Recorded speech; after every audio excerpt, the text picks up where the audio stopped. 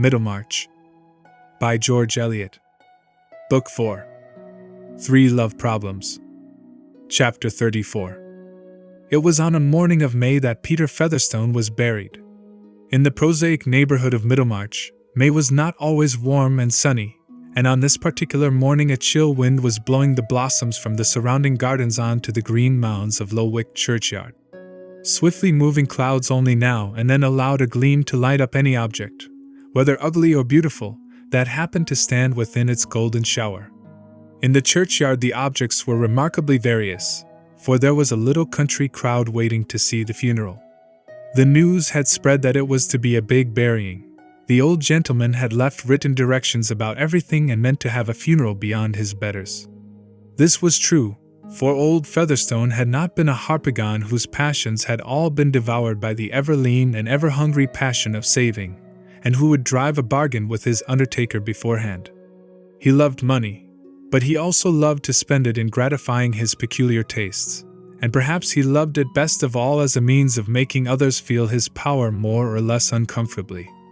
If any one will here contend that there must have been traits of goodness in old Featherstone, I will not presume to deny this. But I must observe that goodness is of a modest nature, easily discouraged, and when much privacy, elbowed in early life by unabashed vices, is apt to retire into extreme privacy, so that it is more easily believed in by those who construct a selfish old gentleman theoretically, than by those who form the narrower judgments based on his personal acquaintance. In any case, he had been bent on having a handsome funeral, and on having persons bid to it who would rather have stayed at home. He had even desired that female relatives should follow him to the grave, and poor Sister Martha had taken a difficult journey for this purpose from the Chalky Flats. She and Jane would have been altogether cheered, in a tearful manner, by this sign that a brother who disliked seeing them while he was living had been prospectively fond of their presence when he should have become a testator, if the sign had not been made equivocal by being extended to Mrs. Vincy, whose expense in handsome crapes seemed to imply the most presumptuous hopes, aggravated by a bloom of complexion which told pretty plainly that she was not a blood relation, but of that generally objectionable class called wife's kin. We are all of us imaginative in some form or other, for images are the brood of desire, and poor old Featherstone, who laughed much at the way in which others cajoled themselves, did not escape the fellowship of illusion. In writing the program for his burial he certainly did not make clear to himself that his pleasure in the little drama of which it formed a part was confined to anticipation. In chuckling over the vexations he could inflict by the rigid clutch of his dead hand, he inevitably mingled his consciousness with that livid stagnant presence, and so far as he was preoccupied with a future life, it was with one of gratification inside his coffin. Thus old Featherstone was imaginative, after his fashion. However, the 3 mourning coaches were filled according to the written orders of the deceased. There were pallbearers on horseback, with the richest scarfs and hatbands, and even the underbearers had trappings of wool which were of a good, well-priced quality. The black procession, when dismounted, looked the larger for the smallness of the churchyard. The heavy human faces and the black draperies shivering in the wind seemed to tell of a world strangely incongruous with the lightly dropping blossoms and the gleams of sunshine on the daisies. The clergyman who met the procession was Mr. Cadwallader, also according to the request of Peter Featherstone, prompted as usual by peculiar reasons. Having a contempt for curates, whom he always called understrappers, he was resolved to be buried by a beneficed clergyman. Mr. Casaubon was out of the question, not merely because he declined duty of this sort, but because Featherstone had an especial dislike to him as the rector of his own parish, who had a lien on the land in the shape of tithe, also as the deliverer of morning sermons, which the old man, being in his pew and not at all sleepy, had been obliged to sit through with an inward snarl. He had an objection to a parson stuck up above his head preaching to him. But his relations with Mr. Cadwallader had been of a different kind. The trout stream which ran through Mr. Casaubon's land took its course through Featherstone's also, so that Mr. Cadwallader was a parson who had had to ask a favor instead of preaching. Moreover, he was one of the high gentry living 4 miles away from Lowick, and was thus exalted to an equal sky with the sheriff of the county, and other dignities vaguely regarded as necessary to the system of things. There would be a satisfaction in being buried by Mr. Cadwallader, whose very name offered a fine opportunity for pronouncing wrongly if you liked. This distinction conferred on the rector of Tipton and Freshitt was the reason why Mrs. Cadwallader made one of the group that watched old Featherstone's funeral from an upper window of the manor. She was not fond of visiting that house, but she liked, as she said, to see collections of strange animals such as there would be at this funeral, and she had persuaded Sir James and the young Lady Chetham to drive the rector and herself to Lowick in order that the visit might be altogether pleasant. "I will go anywhere with you, Mrs. Cadwallader," Celia had said, "but I don't like funerals." "Oh, my dear, when you have a clergyman in your family you must accommodate your tastes. I did that very early. When I married Humphrey I made up my mind to like sermons, and I set out by liking the end very much. That soon spread to the middle and the beginning, because I couldn't have the end without them." "No, to be sure not," said the Dowager Lady Chetham, with stately emphasis. The upper window from which the funeral could be well seen was in the room occupied by Mr. Casaubon when he had been forbidden to work, but he had resumed nearly his habitual style of life now in spite of warnings and prescriptions, and after politely welcoming Mrs. Cadwallader had slipped again into the library to chew a cud of erudite mistake about Cush and Mizraim. But for her visitors Dorothea too might have been shut up in the library, and would not have witnessed this scene of old Featherstone's funeral, which, aloof as it seemed to be from the tenor of her life, always afterwards came back to her at the touch of certain sensitive points in memory, just as the vision of St. Peter's at Rome was inwoven with moods of despondency. Scenes which make vital changes in our neighbor's lot are but the background of our own, yet, like a particular aspect of the fields and trees, they become associated for us with the epochs of our own history, and make a part of that unity which lies in the selection of our keenest consciousness. The dreamlike association of something alien and ill-understood with the deepest secrets of her experience seemed to mirror that sense of loneliness which was due to the very ardor of Dorothea's nature. The country gentry of old time lived in a rarefied social air. Dotted apart on their stations up the mountain they looked down with imperfect discrimination on the belts of thicker life below. And Dorothea was not at ease in the perspective and chilliness of that height. "I shall not look any more," said Celia, after the train had entered the church, placing herself a little behind her husband's elbows so that she could slyly touch his coat with her cheek. "I dare say Dodo likes it. She is fond of melancholy things and ugly people." "I am fond of knowing something about the people I live among," said Dorothea, who had been watching everything with the interest of a monk on his holiday tour. "It seems to me we know nothing of our neighbors, unless they are cottagers. One is constantly wondering what sort of lives other people lead, and how they take things. I am quite obliged to Mrs. Cadwallader for coming and calling me out of the library." "Quite right to feel obliged to me," said Mrs. Cadwallader. "Your rich Lowick farmers are as curious as any buffaloes or bisons, and I dare say you don't half see them at church. They are quite different from your uncle's tenants or Sir James's. Monsters, farmers without landlords. One can't tell how to class them." "Most of these followers are not Lowick people," said Sir James. "I suppose they are legatees from a distance, or from Middlemarch. Lubid tells me the old fellow has left a good deal of money as well as land.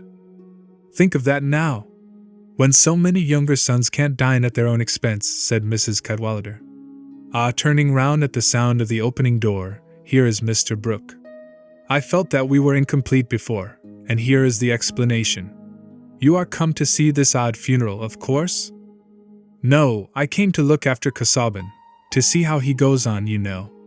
And to bring a little news, my dear," said Mr. Brooke, nodding at Dorothea as she came towards him. "I looked into the library, and I saw Casaubon over his books. I told him it wouldn't do. I said, this will never do, you know, think of your wife, Casaubon. And he promised me to come up. I didn't tell him my news, I said he must come up." "Ah, now they are coming out of church," Mrs. Cadwallader exclaimed. "Dear me, what a wonderfully mixed set. Mr. Lydgate is doctor, I suppose? But that is really a good-looking woman, and the fair young man must be her son. Who are they, Sir James, do you know?" "I see Vincy, the mayor of Middlemarch. They are probably his wife and son," said Sir James, looking interrogatively at Mr. Brooke, who nodded and said, "Yes, a very decent family. A very good fellow is Vincy, a credit to the manufacturing interest. You have seen him at my house, you know. Ah, yes, one of your secret committee, said Mrs. Cadwallader, provokingly. A coursing fellow, though, said Sir James, with a fox hunter's disgust. And one of those who sucked the life out of the wretched handloom weavers in Tipton and Freshitt. That is how his family looks so fair and sleek, said Mrs. Cadwallader. Those dark, purple-faced people are an excellent foil. Dear me, they are like a set of jugs. Do look at Humphrey. One might fancy him an ugly archangel towering above them in his white surplice. It's a solemn thing, though, a funeral, said Mr. Brooke, if you take it in that light, you know. But I am not taking it in that light. I can't wear my solemnity too often, else it will go to rags. It was time the old man died, and none of these people are sorry. How piteous, said Dorothea. This funeral seems to me the most dismal thing I ever saw. It is a blot on the morning. I cannot bear to think that any one should die and leave no love behind. She was going to say more, but she saw her husband enter and seat himself a little in the background. The difference his presence made to her was not always a happy one. She felt that he often inwardly objected to her speech. Positively, exclaimed Mrs. Cadwallader, there is a new face come out from behind that broad man, queerer than any of them. A little round head with bulging eyes, a sort of frog face. Do look. He must be of another blood, I think. Let me see, said Celia, with awakened curiosity, standing behind Mrs. Cadwallader and leaning forward over her head. Oh, what an odd face! Then, with a quick change to another sort of surprised expression, she added, Why, Dodo, you never told me that Mr. Ladislaw was come again. Dorothea felt a shock of alarm. Every one noticed her sudden paleness as she looked up immediately at her uncle, while Mr. Casaubon looked at her. He came with me, you know. He is my guest, puts up with me at the Grange, said Mr. Brooke, in his easiest tone, nodding at Dorothea, as if the announcement were just what she might have expected. And we have brought the picture at the top of the carriage. I knew you would be pleased with the surprise, Casaubon. There you are to the very life, as Aquinas, you know. Quite the right sort of thing. And you will hear young Ladislaw talk about it. He talks uncommonly well, points out this, that, and the other, knows art and everything of that kind, companionable, you know, is up with you in any track, what I've been wanting a long while. Mr. Casaubon bowed with cold politeness, mastering his irritation, but only so far as to be silent. He remembered Will's letter quite as well as Dorothea did. He had noticed that it was not among the letters which had been reserved for him on his recovery, and secretly concluding that Dorothea had sent word to Will not to come to Lowick, he had shrunk with proud sensitiveness from ever recurring to the subject. He now inferred that she had asked her uncle to invite Will to the Grange, and she felt it impossible at that moment to enter into any explanation. Mrs. Cadwallader's eyes, diverted from the churchyard, saw a good deal of dumb show which was not so intelligible to her as she could have desired, and could not repress the question, Who is Mr. Ladislaw? A young relative of Mr. Casaubon's, said Sir James, promptly. His good nature often made him quick and clear-seeing in personal matters, and he had divined from Dorothea's glance at her husband that there was some alarm in her mind. A very nice young fellow. Casaubon has done everything for him, explained Mr. Brooke. He repays your expense in him, Casaubon, he went on, nodding encouragingly. I hope he will stay with me a long while, and we shall make something of my documents. I have plenty of ideas and facts, you know, and I can see he is just the man to put them into shape. Remembers what the right quotations are, omni tulit punctum, and that sort of thing. Gives subjects a kind of turn. I invited him some time ago when you were ill, Casaubon. Dorothea said you couldn't have anybody in the house, you know, and she asked me to write. Poor Dorothea felt that every word of her uncle's was about as pleasant as a grain of sand in the eye to Mr. Casaubon. It would be altogether unfitting now to explain that she had not wished her uncle to invite Will Ladislaw. She could not in the least make clear to herself the reasons for her husband's dislike to his presence, a dislike painfully impressed on her by the scene in the library. But she felt the unbecomingness of saying anything that might convey a notion of it to others. Mr. Casaubon, indeed, had not thoroughly represented those mixed reasons to himself, irritated feeling with him, as with all of us, seeking rather for justification than for self-knowledge. But he wished to repress outward signs, and only Dorothea could discern the changes in her husband's face before he observed with more of dignified bending and sing-song than usual. "You are exceedingly hospitable, my dear sir, and I owe you acknowledgments for exercising your hospitality towards a relative of mine." The funeral was ended now, and the churchyard was being cleared. "Now you can see him, Mrs. Cadwallader," said Celia. "He is just like a miniature of Mr. Casaubon's aunt that hangs in Dorothea's boudoir, quite nice-looking." "A very pretty sprig," said Mrs. Cadwallader, dryly. "What is your nephew to be, Mr. Casaubon?" "Pardon me, he is not my nephew. He is my cousin." "Well, you know," interposed Mr. Brooke, "he is trying his wings. He is just the sort of young fellow to rise. I should be glad to give him an opportunity. He would make a good secretary, now, like Hobbes, Milton, Swift, that sort of man." "I understand," said Mrs. Cadwallader. "One who can write speeches." "I'll fetch him in now, at Casaubon?" said Mr. Brooke. "He wouldn't come until I had announced him, you know. And we'll go down and look at the picture. There you are to the life, a deep subtle sort of thinker with his forefinger on the page, while St. Bonaventure or somebody else, rather fat and florid, is looking up at the Trinity. Everything is symbolical, you know, the higher style of art. I like that up to a certain point, but not too far. It's rather straining to keep up with, you know. But you are at home in that, Casaubon. And your painter's flesh is good, solidity, transparency, everything of that sort. I went into that a great deal at one time. However, I'll go and fetch Ladislaw." Chapter 35. When the animals entered the ark in pairs, one may imagine that allied species made much private remark on each other, and were tempted to think that so many forms feeding on the same store of fodder were eminently superfluous, as tending to diminish the rations. I fear the part played by the vultures on that occasion would be too painful for art to represent, those birds being disadvantageously naked about the gullet, and apparently without rites and ceremonies. The same sort of temptation befell the Christian carnivora who formed Peter Featherstone's funeral procession, most of them having their minds bent on a limited store which each would have liked to get the most of. The long-recognized blood relations and connections by marriage made already a goodly number, which, multiplied by possibilities, presented a fine range for jealous conjecture and pathetic hopefulness.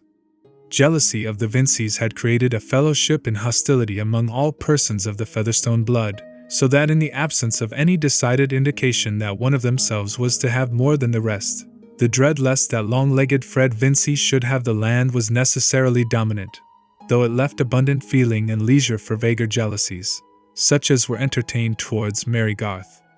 Solomon found time to reflect that Jonah was undeserving, and Jonah to abuse Solomon as greedy. Jane, the elder sister, held that Martha's children ought not to expect so much as the young Walls, and Martha, more lax on the subject of primogeniture, was sorry to think that Jane was so having. These nearest of kin were naturally impressed with the unreasonableness of expectations in cousins and second cousins, and used their arithmetic in reckoning the large sums that small legacies might mount to, if there were too many of them. 2 cousins were present to hear the will, and a second cousin besides Mr. Trumbull. This second cousin was a Middlemarch mercer of polite manners and superfluous aspirates. The 2 cousins were elderly men from Brassing, one of them conscious of claims on the score of inconvenient expense sustained by him in presence of oysters and other eatables to his rich cousin Peter, the other entirely saturnine, leaning his hands and chin on a stick, and conscious of claims based on no narrow performance but on merit generally, both blameless citizens of Brassing, who wished that Jonah Featherstone did not live there. The wit of a family is usually best received among strangers. "Why, Trumbull himself is pretty sure of 500, that you may depend. I shouldn't wonder if my brother promised him," said Solomon, musing aloud with his sisters, the evening before the funeral. "Dear, dear," said poor sister Martha, whose imagination of hundreds had been habitually narrowed to the amount of her unpaid rent. But in the morning all the ordinary currents of conjecture were disturbed by the presence of a strange mourner who had plashed among them as if from the moon. This was the stranger described by Mrs. Cadwallader as frog-faced, a man perhaps about 2 or 33, whose prominent eyes, thin-lipped, downward-curved mouth, and hair sleekly brushed away from a forehead that sank suddenly above the ridge of the eyebrows, certainly gave his face a batrachian unchangeableness of expression. Here, clearly, was a new legatee, else why was he bidden as a mourner? Here were new possibilities, raising a new uncertainty, which almost checked remark in the mourning coaches. We are all humiliated by the sudden discovery of a fact which has existed very comfortably, and perhaps been staring at us in private, while we have been making up our world entirely without it. No one had seen this questionable stranger before except Mary Garth, and she knew nothing more of him than that he had twice been to Stone Court when Mr. Featherstone was downstairs, and had sat alone with him for several hours.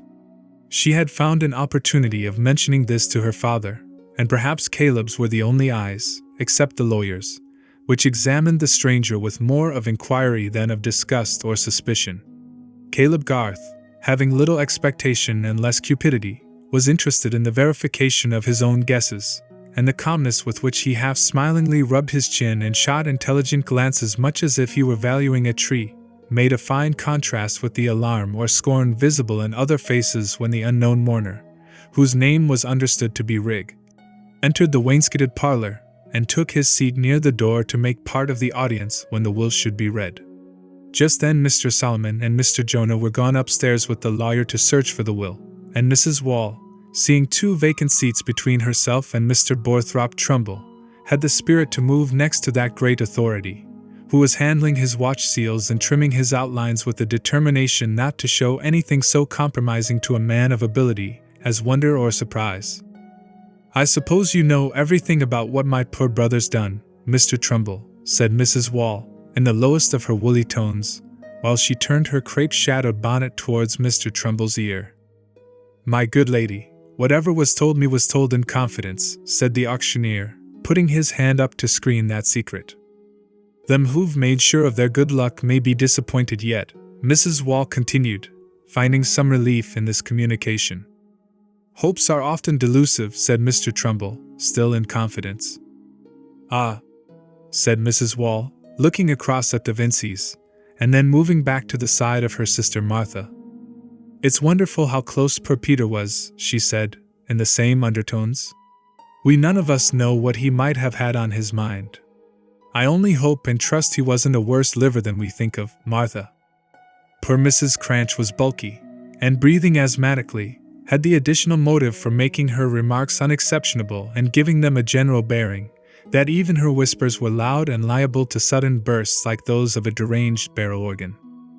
"I never was covetous, Jane," she replied, "but I have 6 children and have buried 3, and I didn't marry into money. The eldest, that sits there, is but 19, so I leave you to guess. And stock always short, and land most awkward. But if ever I begged and prayed, it's been to God above, though where there's one brother a bachelor, and the other childless after twice marrying, anybody might think." Meanwhile, Mr. Vincy had glanced at the passive face of Mr. Rigg, and had taken out his snuff-box and tapped it, but had put it again unopened as an indulgence which, however clarifying to the judgment, was unsuited to the occasion. "I shouldn't wonder if Featherstone had better feelings than any of us gave him credit for," he observed, in the ear of his wife. "This funeral shows a thought about everybody.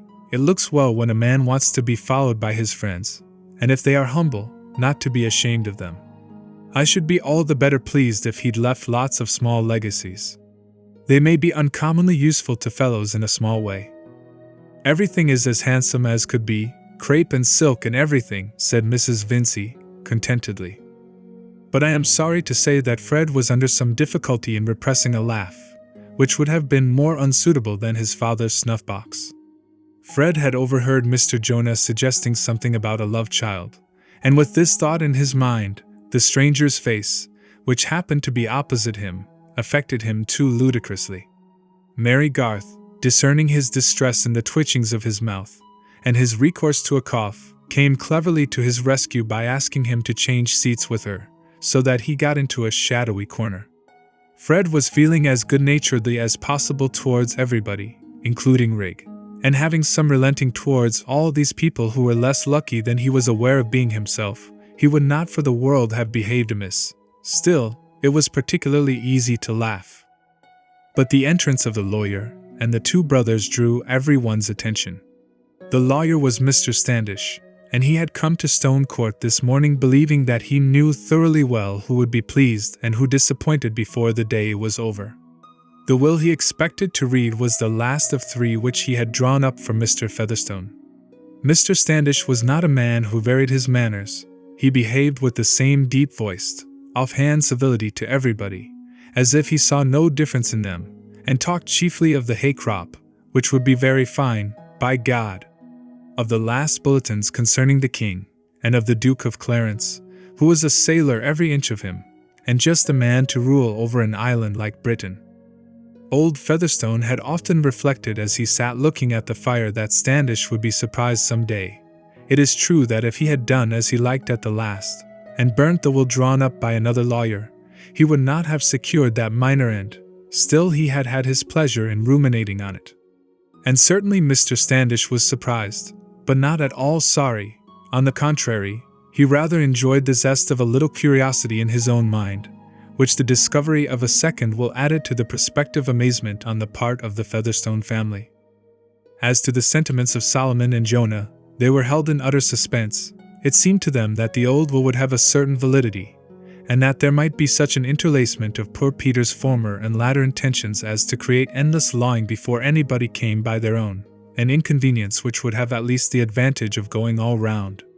Hence the brothers showed a thoroughly neutral gravity as they re-entered with Mr. Standish.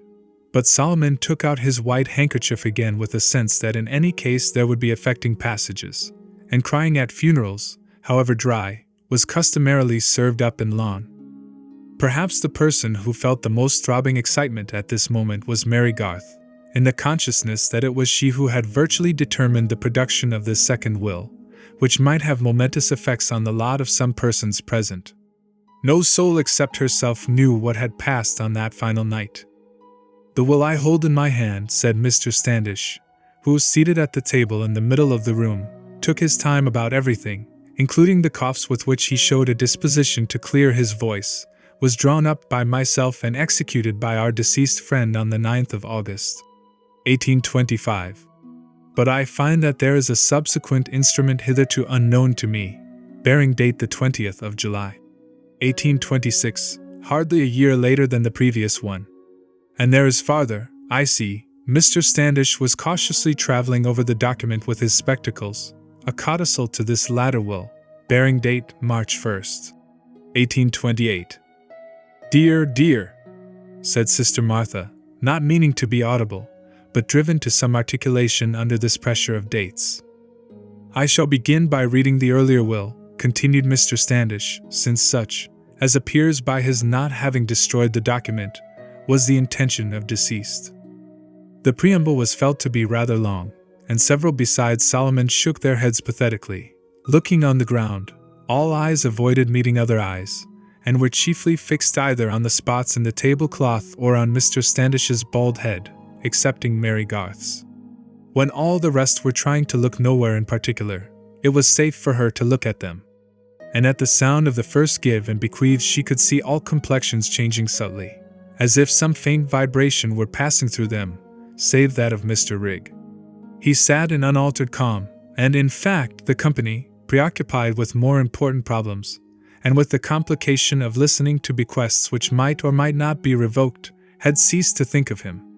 Fred blushed, and Mr. Vincy found it impossible to do without his snuff-box in his hand, though he kept it closed. The small bequest came first, and even the recollection that there was another will and that poor Peter might have thought better of it, could not quell the rising disgust and indignation. One likes to be done well by in every tense, past, present, and future. And here was Peter capable 5 years ago of leaving only 200 apiece to his own brothers and sisters, and only 100 apiece to his own nephews and nieces. The Garths were not mentioned, but Mrs. Vincy and Rosamond were each to have 100. Mr. Trumbull was to have the gold-headed cane and £50. The other second cousins and the cousins present were each to have the like handsome sum, which, as the saturnine cousin observed, was a sort of legacy that left a man nowhere, and there was much more of such offensive dribbling in favor of persons not present, problematical, and, it was to be feared, low connections. Altogether, reckoning hastily, here were about 3,000 disposed of. Where then had Peter meant the rest of the money to go, and where the land? And what was revoked, and what not revoked, and was the revocation for better or for worse? All emotion must be conditional, and might turn out to be the wrong thing. The men were strong enough to bear up and keep quiet under this confused suspense, some letting their lower lip fall, others pursing it up, according to the habit of their muscles.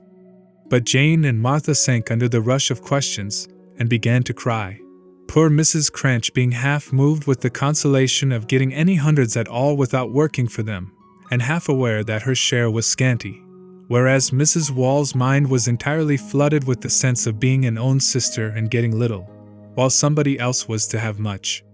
The general expectation now was that the much would fall to Fred Vincy, but the Vincys themselves were surprised when £10,000 in specified investments were declared to be bequeathed to him. Was the land coming too? Fred bit his lips. It was difficult to help smiling, and Mrs. Vincy felt herself the happiest of women. Possible revocation shrinking out of sight in this dazzling vision. There was still a residue of personal property as well as the land, but the whole was left to one person, and that person was, oh possibilities! Oh expectations founded on the favor of close old gentlemen! Oh endless vocatives that would still leave expressions slipping helpless from the measurement of mortal folly! That residuary legatee was Joshua Rigg, who was also sole executor, and who was to take thenceforth the name of Featherstone. There was a rustling which seemed like a shudder running round the room. Every one stared afresh at Mr. Rigg, who apparently experienced no surprise. "A most singular testamentary disposition!" exclaimed Mr. Trumbull, preferring for once that he should be considered ignorant in the past. "But there is a second will, there is a further document. We have not yet heard the final wishes of the deceased." Mary Garth was feeling that what they had yet to hear were not the final wishes. The second will revoked everything except the legacies to the low persons before mentioned, some alterations in these being the occasion of the codicil, and the bequest of all the land lying in Lowick parish with all the stock and household furniture, to Joshua Rigg. The residue of the property was to be devoted to the erection and endowment of almshouses for old men, to be called Featherstone's almshouses, and to be built on a piece of land near Middlemarch already bought for the purpose by the testator, he wishing, so the document declared, to please God Almighty. Nobody present had a farthing, but Mr. Trumbull had the gold-headed cane. It took some time for the company to recover the power of expression. Mary dared not look at Fred. Mr. Vincy was the first to speak, after using his snuff-box energetically, and he spoke with loud indignation. "The most unaccountable will I ever heard. I should say he was not in his right mind when he made it. I should say this last will was void," added Mr. Vincy, feeling that this expression put the thing in the true light. "As Standish? Our deceased friend always knew what he was about, I think," said Mr. Standish. "Everything is quite regular. Here is a letter from Clemens of Brassing tied with the will." He drew it up. "A very respectable solicitor. I never noticed any alienation of mind, any aberration of intellect in the late Mr. Featherstone," said Borthrop Trumbull, "but I call this will eccentric. I was always willingly of service to the old soul," and he intimated pretty plainly a sense of obligation which would show itself in his will. "The gold-headed cane is farcical considered as an acknowledgment to me, but happily I am above mercenary considerations." "There's nothing very surprising in the matter that I can see," said Caleb Garth. "Anybody might have had more reason for wondering if the will had been what you might expect from an open-minded, straightforward man. For my part, I wish there was no such thing as a will." "That's a strange sentiment to come from a Christian man, by God," said the lawyer. "I should like to know how you will back that up, Garth." "Oh," said Caleb, leaning forward, adjusting his fingertips with nicety and looking meditatively on the ground. It always seemed to him that words were the hardest part of business. But here Mr. Jonah Featherstone made himself heard. "Well, he always was a fine hypocrite, was my brother Peter. But this will cuts out everything. If I'd known, a wagon and 6 horses shouldn't have drawn me from Brassing. I'll put a white hat and drab coat on tomorrow. Dear, what Mrs. Cranch, and we've been at the expense of traveling, and that poor lad sitting idle here so long. It's the first time I ever heard my brother Peter was so wishful to please God Almighty. But if I was to be struck helpless, I must say it's hard. I can think no other. It'll do him no good where he's gone, that's my belief, said Solomon, with a bitterness which was remarkably genuine, though his tone could not help being sly. Peter was a bad liver, and almshouses won't cover it, when he's had the impudence to show it at the last. And all the while had got his own lawful family, brothers and sisters and nephews and nieces, and has sat in church with them whenever he thought well to come, said Mrs. Wall, and might have left his property so respectable, to them that's never been used to extravagance or unsteadiness in no manner of way, and not so poor but what they could have saved every penny and made more of it. And me, the trouble I've been at, times and times, to come here and be sisterly, and him with things on his mind all the while that might make anybody's flesh creep. But if the Almighty's allowed it, he means to punish him for it. Brother Solomon, I shall be going, if you'll drive me. I've no desire to put my foot on the premises again, said Solomon. I've got land of my own and property of my own to will away. It's a poor tale how luck goes in the world, said Jonah. It never answers to have a bit of spirit in you. You'd better be a dog in the manger. But those above ground might learn a lesson. One fool's will is enough in a family. There's more ways than one of being a fool, said Solomon. I shan't leave my money to be poured down the sink, and I shan't leave it to foundlings from Africa. I like featherstones that were brewed such, and not turned featherstones with sticking the name on 'em. Solomon addressed these remarks in a loud aside to Mrs. Wall as he rose to accompany her. Brother Jonah felt himself capable of much more stinging wit than this, but he reflected that there was no use in offending the new proprietor of Stone Court, until you were certain that he was quite without intentions of hospitality towards witty men whose name he was about to bear. Mr. Joshua Rigg, in fact, appeared to trouble himself little about any innuendos, but showed a notable change of manner, walking coolly up to Mr. Standish and putting business questions with much coolness. He had a high chirping voice and a vile accent. Fred, whom he no longer moved to laughter, thought him the lowest monster he had ever seen. But Fred was feeling rather sick. The Middlemarch mercer waited for an opportunity of engaging Mr. Rigg in conversation. There was no knowing how many pairs of legs the new proprietor might require hose for, and profits were more to be relied on than legacies. Also, the mercer, as a second cousin, was dispassionate enough to feel curiosity. Mr. Vincy, after his one outburst, had remained proudly silent, though too much preoccupied with unpleasant feelings to think of moving, till he observed that his wife had gone to Fred's side and was crying silently while she held her darling's hand. He rose immediately, and turning his back on the company while he said to her in an undertone, "Don't give way, Lucy. Don't make a fool of yourself, my dear. Before these people," he added in his usual loud voice, "Go and order the phaeton, Fred. I have no time to waste." Mary Garth had before this been getting ready to go home with her father. She met Fred in the hall, and now for the first time had the courage to look at him. He had that withered sort of paleness which will sometimes come on young faces, and his hand was very cold when she shook it. Mary too was agitated. She was conscious that fatally, without will of her own, she had perhaps made a great difference to Fred's lot. "Goodbye," she said, with affectionate sadness. "Be brave, Fred. I do believe you are better without the money. What was the good of it to Mr. Featherstone?" "That's all very fine," said Fred pettishly. "What is a fellow to do? I must go into the church now." He knew that this would vex Mary very well, then she must tell him what else he could do. "And I thought I should be able to pay your father at once and make everything right. And you have not even £100 left you. What shall you do now, Mary?" "Take another situation, of course, as soon as I can get one. My father has enough to do to keep the rest, without me. Goodbye." In a very short time Stone Court was cleared of well-brewed Featherstones and other long-accustomed visitors. Another stranger had been brought to settle in the neighborhood of Middlemarch, But in the case of Mr. Rigg Featherstone there was more discontent with immediate visible consequences than speculation as to the effect which his presence might have in the future. No soul was prophetic enough to have any foreboding as to what might appear on the trial of Joshua Rigg. And here I am naturally led to reflect on the means of elevating a low subject. Historical parallels are remarkably efficient in this way. The chief objection to them is that the diligent narrator may lack space, or, what is often the same thing, may not be able to think of them with any degree of particularity, though he may have a philosophical confidence that if known they would be illustrative.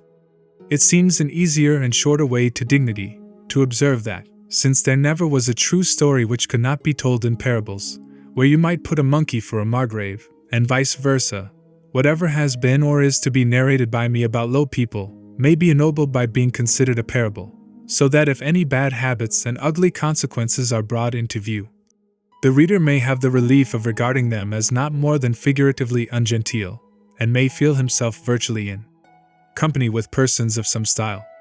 Thus, while I tell the truth about lubies, my reader's imagination need not be entirely excluded from an occupation with lords, and the petty sums which any bankrupt of high standing would be sorry to retire upon may be lifted to the level of high commercial transactions by the inexpensive addition of proportional ciphers.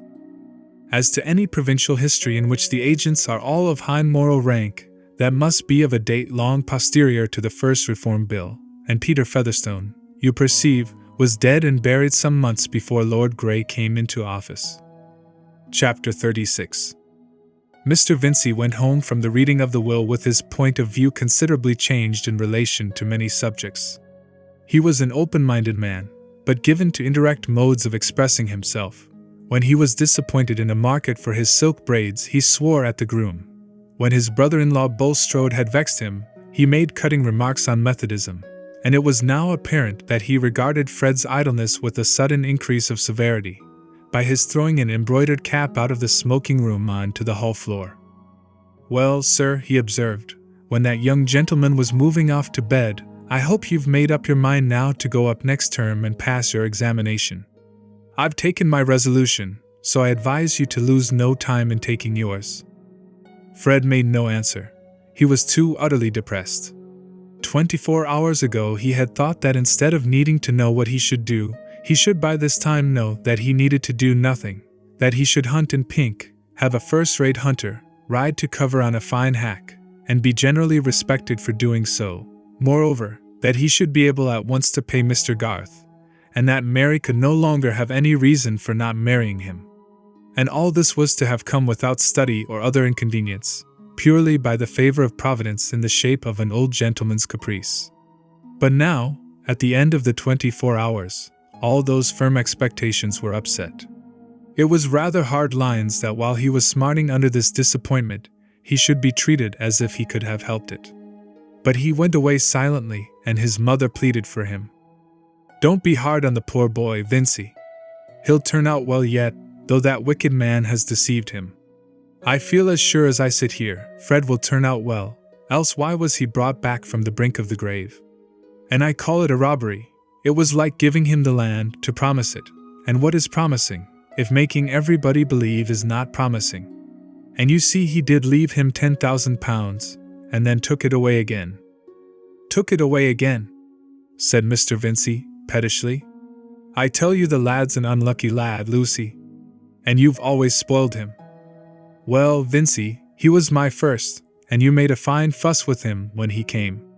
"You were as proud," said Mrs. Vincy, easily recovering her cheerful smile. "Who knows what babies will turn to?" "I was fool enough, I dare say," said the husband, more mildly, however. "But who has handsomer, better children than ours? Fred is far beyond other people's sons. You may hear it in his speech, that he has kept college company. And Rosamond, where is there a girl like her? She might stand beside any lady in the land, and only look the better for it. You see, Mr. Lydgate has kept the highest company and been everywhere, and he fell in love with her at once. Not but what I could have wished Rosamond had not engaged herself. She might have met somebody on a visit who would have been a far better match. I mean at her schoolfellow Miss Willoughby's. There are relations in that family quite as high as Mr. Lydgate's." "Damn relations," said Mr. Vincy. "I've had enough of them. I don't want a son-in-law who has got nothing but his relations to recommend him." "Why, my dear," said Mrs. Vincy, "you seem as pleased as could be about it. It's true I wasn't at home, but Rosamond told me you hadn't a word to say against the engagement. And she has begun to buy in the best linen and cambric for her underclothing." "Not by my will," said Mr. Vincy. "I shall have enough to do this year, with an idle scamp of a son, without paying for wedding clothes. The times are as tight as can be, everybody is being ruined, and I don't believe Lydgate has got a farthing. I shan't give my consent to their marrying. Let 'em wait, as their elders have done before 'em. Rosamond will take it hard, Vincy, and you know you never could bear to cross her." "Yes, I could. The sooner the engagement's off, the better. I don't believe he'll ever make an income, the way he goes on. He makes enemies, that's all I hear of his making. But he stands very high with Mr. Bulstrode, my dear. The marriage would please him, I should think." "Please the deuce," said Mr. Vincy. "Bulstrode won't pay for their keep. And if Lydgate thinks I'm going to give money for them to set up housekeeping, he's mistaken, that's all. I expect I shall have to put down my horses soon. You'd better tell Rosie what I say." This was a not infrequent procedure with Mr. Vincy, to be rash in jovial assent, and on becoming subsequently conscious that he had been rash, to employ others in making the offensive retractation. However, Mrs. Vincy, who never willingly opposed her husband, lost no time the next morning in letting Rosamond know what he had said. Rosamond, examining some muslin work, listened in silence, and at the end gave a certain turn of her graceful neck, of which only long experience could teach you that it meant perfect obstinacy. "What do you say, my dear?" said her mother, with affectionate deference. "Papa does not mean anything of the kind," said Rosamond quite calmly. "He has always said that he wished me to marry the man I loved. And I shall marry Mr. Lydgate. It is 7 weeks now since Papa gave his consent. And I hope we shall have Mrs. Bretton's house. Well, my dear, I shall leave you to manage your Papa. You always do manage everybody. But if we ever do go and get damask, Sadler's is the place, far better than Hopkins's. Mrs. Bretton's is very large though. I should love you to have such a house. But it will take a great deal of furniture, carpeting and everything, besides plate and glass. And you hear, your Papa says he will give no money. Do you think Mr. Lydgate expects it? You cannot imagine that I should ask him, Mamma. Of course he understands his own affairs. But he may have been looking for money, my dear, and we all thought of your having a pretty legacy as well as Fred, and now everything is so dreadful. There's no pleasure in thinking of anything, with that poor boy disappointed as he is. That has nothing to do with my marriage, Mamma. Fred must leave off being idle. I am going upstairs to take this work to Miss Morgan. She does the open hemming very well. Mary Garth might do some work for me now, I should think. Her sewing is exquisite. It is the nicest thing I know about Mary. I should so like to have all my cambric frilling double-hemmed. And it takes a long time. Mrs. Vincy's belief that Rosamond could manage her Papa was well-founded. Apart from his dinners and his coursing, Mr. Vincy, blustering as he was, had as little of his own way as if he had been a prime minister. The force of circumstances was easily too much for him, as it is for most pleasure-loving florid men, and the circumstance called Rosamond was particularly forcible by means of that mild persistence which, as we know, enables a white soft living substance to make its way in spite of opposing rock. Papa was not a rock. He had no other fixity than that fixity of alternating impulses sometimes called habit, and this was altogether unfavorable to his taking the only decisive line of conduct in relation to his daughter's engagement, namely, to inquire thoroughly into Lydgate's circumstances, declare his own inability to furnish money, and forbid alike either a speedy marriage or an engagement which must be too lengthy.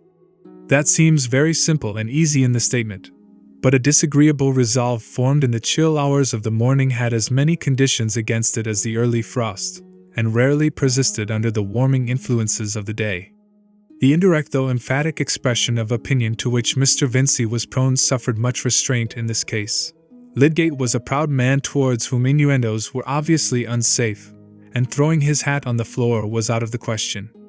Mr. Vincy was a little in awe of him, a little vain that he wanted to marry Rosamond, a little indisposed to raise a question of money in which his own position was not advantageous, a little afraid of being worsted in dialogue with a man better educated and more highly bred than himself, and a little afraid of doing what his daughter would not like. The part Mr. Vincy preferred playing was that of the generous host whom nobody criticizes. In the earlier half of the day there was business to hinder any formal communication of an adverse resolve. In the later there was dinner, wine, whist, and general satisfaction. And in the meanwhile the hours were each leaving their little deposit and gradually forming the final reason for inaction, namely, that action was too late. The accepted lover spent most of his evenings in Lowick Gate, and a love-making not at all dependent on money advances from fathers-in-law, or prospective income from a profession, went on flourishingly under Mr. Vincy's own eyes. Young love-making, that gossamer web! Even the points it clings to, the things whence its subtle interlacings are swung, are scarcely perceptible, momentary touches of fingertips, meetings of rays from blue and dark orbs, unfinished phrases, lightest changes of cheek and lip, faintest tremors. The web itself is made of spontaneous beliefs and indefinable joys, yearnings of one life towards another, visions of completeness, indefinite trust. And Lydgate fell to spinning that web from his inward self with wonderful rapidity, in spite of experience supposed to be finished off with the drama of lore, in spite too of medicine and biology, for the inspection of macerated muscle or of eyes presented in a dish, like Santa Lucia's, and other incidents of scientific inquiry, are observed to be less incompatible with poetic love than a native dullness, or a lively addiction to the lowest prose.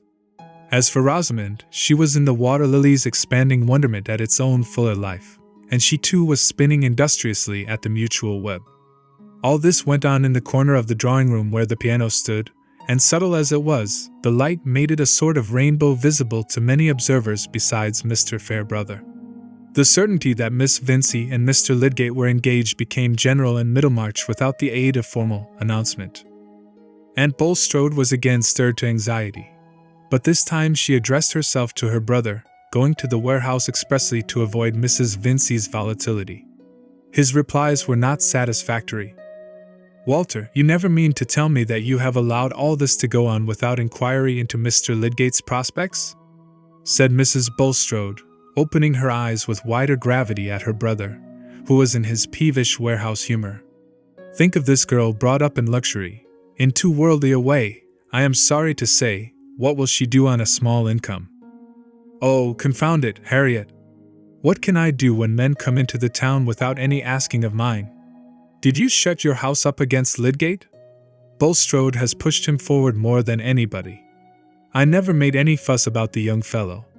You should go and talk to your husband about it, not me." "Well, really, Walter, how can Mr. Bulstrode be to blame? I am sure he did not wish for the engagement." "Oh, if Bulstrode had not taken him by the hand, I should never have invited him. But you called him in to attend on Fred, and I am sure that was a mercy," said Mrs. Bulstrode, losing her clue in the intricacies of the subject. "I don't know about mercy," said Mr. Vincy, testily. "I know I am worried more than I like with my family. I was a good brother to you, Harriet, before you married Bulstrode, and I must say he doesn't always show that friendly spirit towards your family that might have been expected of him." Mr. Vincy was very little like a Jesuit, but no accomplished Jesuit could have turned a question more adroitly. Harriet had to defend her husband instead of blaming her brother, and the conversation ended at a point as far from the beginning as some recent sparring between the brothers-in-law at a vestry meeting. Mrs. Bulstrode did not repeat her brother's complaints to her husband, but in the evening she spoke to him of Lydgate and Rosamond. He did not share her warm interest, however, and only spoke with resignation of the risks attendant on the beginning of medical practice and the desirability of prudence. "I am sure we are bound to pray for that thoughtless girl, brought up as she has been," said Mrs. Bulstrode, wishing to rouse her husband's feelings. "Truly, my dear," said Mr. Bulstrode, assentingly. "Those who are not of this world can do little else to arrest the errors of the obstinately worldly. That is what we must accustom ourselves to recognize with regard to your brother's family. I could have wished that Mr. Lydgate had not entered into such a union, but my relations with him are limited to that use of his gifts for God's purposes which is taught us by the divine government under each dispensation. Mrs. Bulstrode said no more, attributing some dissatisfaction which she felt to her own want of spirituality. She believed that her husband was one of those men whose memoirs should be written when they died. As to Lydgate himself, having been accepted, he was prepared to accept all the consequences which he believed himself to foresee with perfect clearness. Of course he must be married in a year, perhaps even in half a year. This was not what he had intended, but other schemes would not be hindered, they would simply adjust themselves anew. Marriage, of course, must be prepared for in the usual way. A house must be taken instead of the rooms he at present occupied, and Lydgate, having heard Rosamond speak with admiration of old Mrs. Bretton's house, situated in Lowick Gate, took notice when it fell vacant after the old lady's death, and immediately entered into treaty for it. He did this in an episodic way, very much as he gave orders to his tailor for every requisite of perfect dress, without any notion of being extravagant. On the contrary, he would have despised any ostentation of expense. His profession had familiarized him with all grades of poverty, and he cared much for those who suffered hardships. He would have behaved perfectly at a table where the sauce was served in a jug with the handle off, and he would have remembered nothing about a grand dinner except that a man was there who talked well.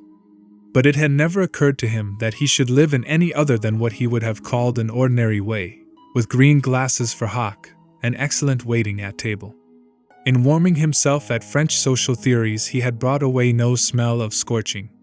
We may handle even extreme opinions with impunity while our furniture, our dinner-giving, and preference for armorial bearings in our own case, link us indissolubly with the established order. And Lydgate's tendency was not towards extreme opinions. He would have liked no barefooted doctrines, being particular about his boots. He was no radical in relation to anything but medical reform and the prosecution of discovery. In the rest of practical life he walked by hereditary habit, half from that personal pride and unreflecting egoism which I have already called commonness, and half from that naivete which belonged to preoccupation with favorite ideas. Any inward debate Lydgate had as to the consequences of this engagement which had stolen upon him turned on the paucity of time rather than of money. Certainly, being in love and being expected continually by someone who always turned out to be prettier than memory could represent her to be, did interfere with the diligent use of spare hours which might serve some plodding fellow of a German to make the great, imminent discovery. This was really an argument for not deferring the marriage too long, as he implied to Mr. Fairbrother, one day that the vicar came to his room with some pawn products which he wanted to examine under a better microscope than his own, and finding Lydgate's table full of apparatus and specimens in confusion, said sarcastically, "Eros has degenerated. He began by introducing order and harmony, and now he brings back chaos." "Yes, at some stages," said Lydgate, lifting his brows and smiling, while he began to arrange his microscope. "But a better order will begin after." "Soon?" said the vicar. "I hope so, really. This unsettled state of affairs uses up the time, and when one has notions in science, every moment is an opportunity. I feel sure that marriage must be the best thing for a man who wants to work steadily. He has everything at home then, no teasing with personal speculations. He can get calmness and freedom." "You are an enviable dog," said the vicar, "to have such a prospect, Rosamond, calmness and freedom, all to your share. Here am I with nothing but my pipe and pa nanomalcules. Now, are you ready?" Lydgate did not mention to the vicar another reason he had for wishing to shorten the period of courtship. It was rather irritating to him, even with the wine of love in his veins, to be obliged to mingle so often with the family party at the Vincys, and to enter so much into Middlemarch gossip, protracted good cheer, whist-playing, and general futility. He had to be deferential when Mr. Vincy decided questions with trenchant ignorance, especially as to those liquors which were the best inward pickle, preserving you from the effects of bad air. Mrs. Vincy's openness and simplicity were quite unstreaked with suspicion as to the subtle offense she might give to the taste of her intended son-in-law, And altogether Lydgate had to confess to himself that he was descending a little in relation to Rosamond's family. But that exquisite creature herself suffered in the same sort of way. It was at least one delightful thought that in marrying her, he could give her a much-needed transplantation. "Dear," he said to her one evening, in his gentlest tone, as he sat down by her and looked closely at her face. But I must first say that he had found her alone in the drawing-room, where the great old-fashioned window, almost as large as the side of the room, was open to the summer scents of the garden at the back of the house. Her father and mother were gone to a party, and the rest were all out with the butterflies. "Dear, your eyelids are red." "Are they?" said Rosamond. "I wonder why." It was not in her nature to pour forth wishes or grievances. They only came forth gracefully on solicitation. "As if you could hide it from me," said Lydgate, laying his hand tenderly on both of hers. "Don't I see a tiny drop on one of the lashes? Things trouble you, and you don't tell me. That is unloving. Why should I tell you what you cannot alter? They are everyday things. Perhaps they have been a little worse lately. Family annoyances. Don't fear speaking. I guess them. Papa has been more irritable lately. Fred makes him angry, and this morning there was a fresh quarrel because Fred threatens to throw his whole education away, and do something quite beneath him. And besides..." Rosamond hesitated, and her cheeks were gathering a slight flush. Lydgate had never seen her in trouble since the morning of their engagement, and he had never felt so passionately towards her as at this moment. He kissed the hesitating lips gently, as if to encourage them. "I feel that Papa is not quite pleased about our engagement," Rosamond continued, almost in a whisper, "and he said last night that he should certainly speak to you and say it must be given up." "Will you give it up?" said Lydgate, with quick energy, almost angrily. "I never give up anything that I choose to do," said Rosamond, recovering her calmness at the touching of this chord. "God bless you," said Lydgate, kissing her again. This constancy of purpose in the right place was adorable. He went on. "It is too late now for your father to say that our engagement must be given up. You are of age, and I claim you as mine. If anything is done to make you unhappy, that is a reason for hastening our marriage." An unmistakable delight shone forth from the blue eyes that met his, and the radiance seemed to light up all his future with mild sunshine. Ideal happiness, of the kind known in the Arabian Nights, in which you are invited to step from the labor and discord of the street into a paradise where everything is given to you and nothing claimed, seemed to be an affair of a few weeks' waiting, more or less. "Why should we defer it?" he said with ardent insistence. "I have taken the house now. Everything else can soon be got ready, can it not? You will not mind about new clothes. Those can be bought afterwards." "What original notions you clever men have," said Rosamond, dimpling with more thorough laughter than usual at this humorous incongruity. "This is the first time I ever heard of wedding clothes being bought after marriage. But you don't mean to say you would insist on my waiting months for the sake of clothes?" said Lydgate, half thinking that Rosamond was tormenting him prettily, and half fearing that she really shrank from speedy marriage. "Remember, we are looking forward to a better sort of happiness even than this, being continually together, independent of others, and ordering our lives as we will. Come, dear, tell me how soon you can be altogether mine." There was a serious pleading in Lydgate's tone, as if he felt that she would be injuring him by any fantastic delays. Rosamond became serious too, and slightly meditative. In fact, she was going through many intricacies of lace edging and hosiery and petticoat tucking, in order to give an answer that would at least be approximative. 6 weeks would be ample. "Say so, Rosamond," insisted Lydgate, releasing her hands to put his arm gently round her. One little hand immediately went to pat her hair, while she gave her neck a meditative turn, and then said seriously, "There would be the house linen and the furniture to be prepared. Still, Mamma could see to those while we were away." "Yes, to be sure. We must be away a week or so." "Oh, more than that," said Rosamond, earnestly. She was thinking of her evening dresses for the visit to Sir Godwin Lydgate's, which she had long been secretly hoping for as a delightful employment of at least 1/4 of the honeymoon, even if she deferred her introduction to the uncle who was a doctor of divinity, also a pleasing though sober kind of rank, when sustained by blood. She looked at her lover with some wondering remonstrance as she spoke, and he readily understood that she might wish to lengthen the sweet time of double solitude. "Whatever you wish, my darling, when the day is fixed. But let us take a decided course, and put an end to any discomfort you may be suffering. 6 weeks, I am sure they would be ample."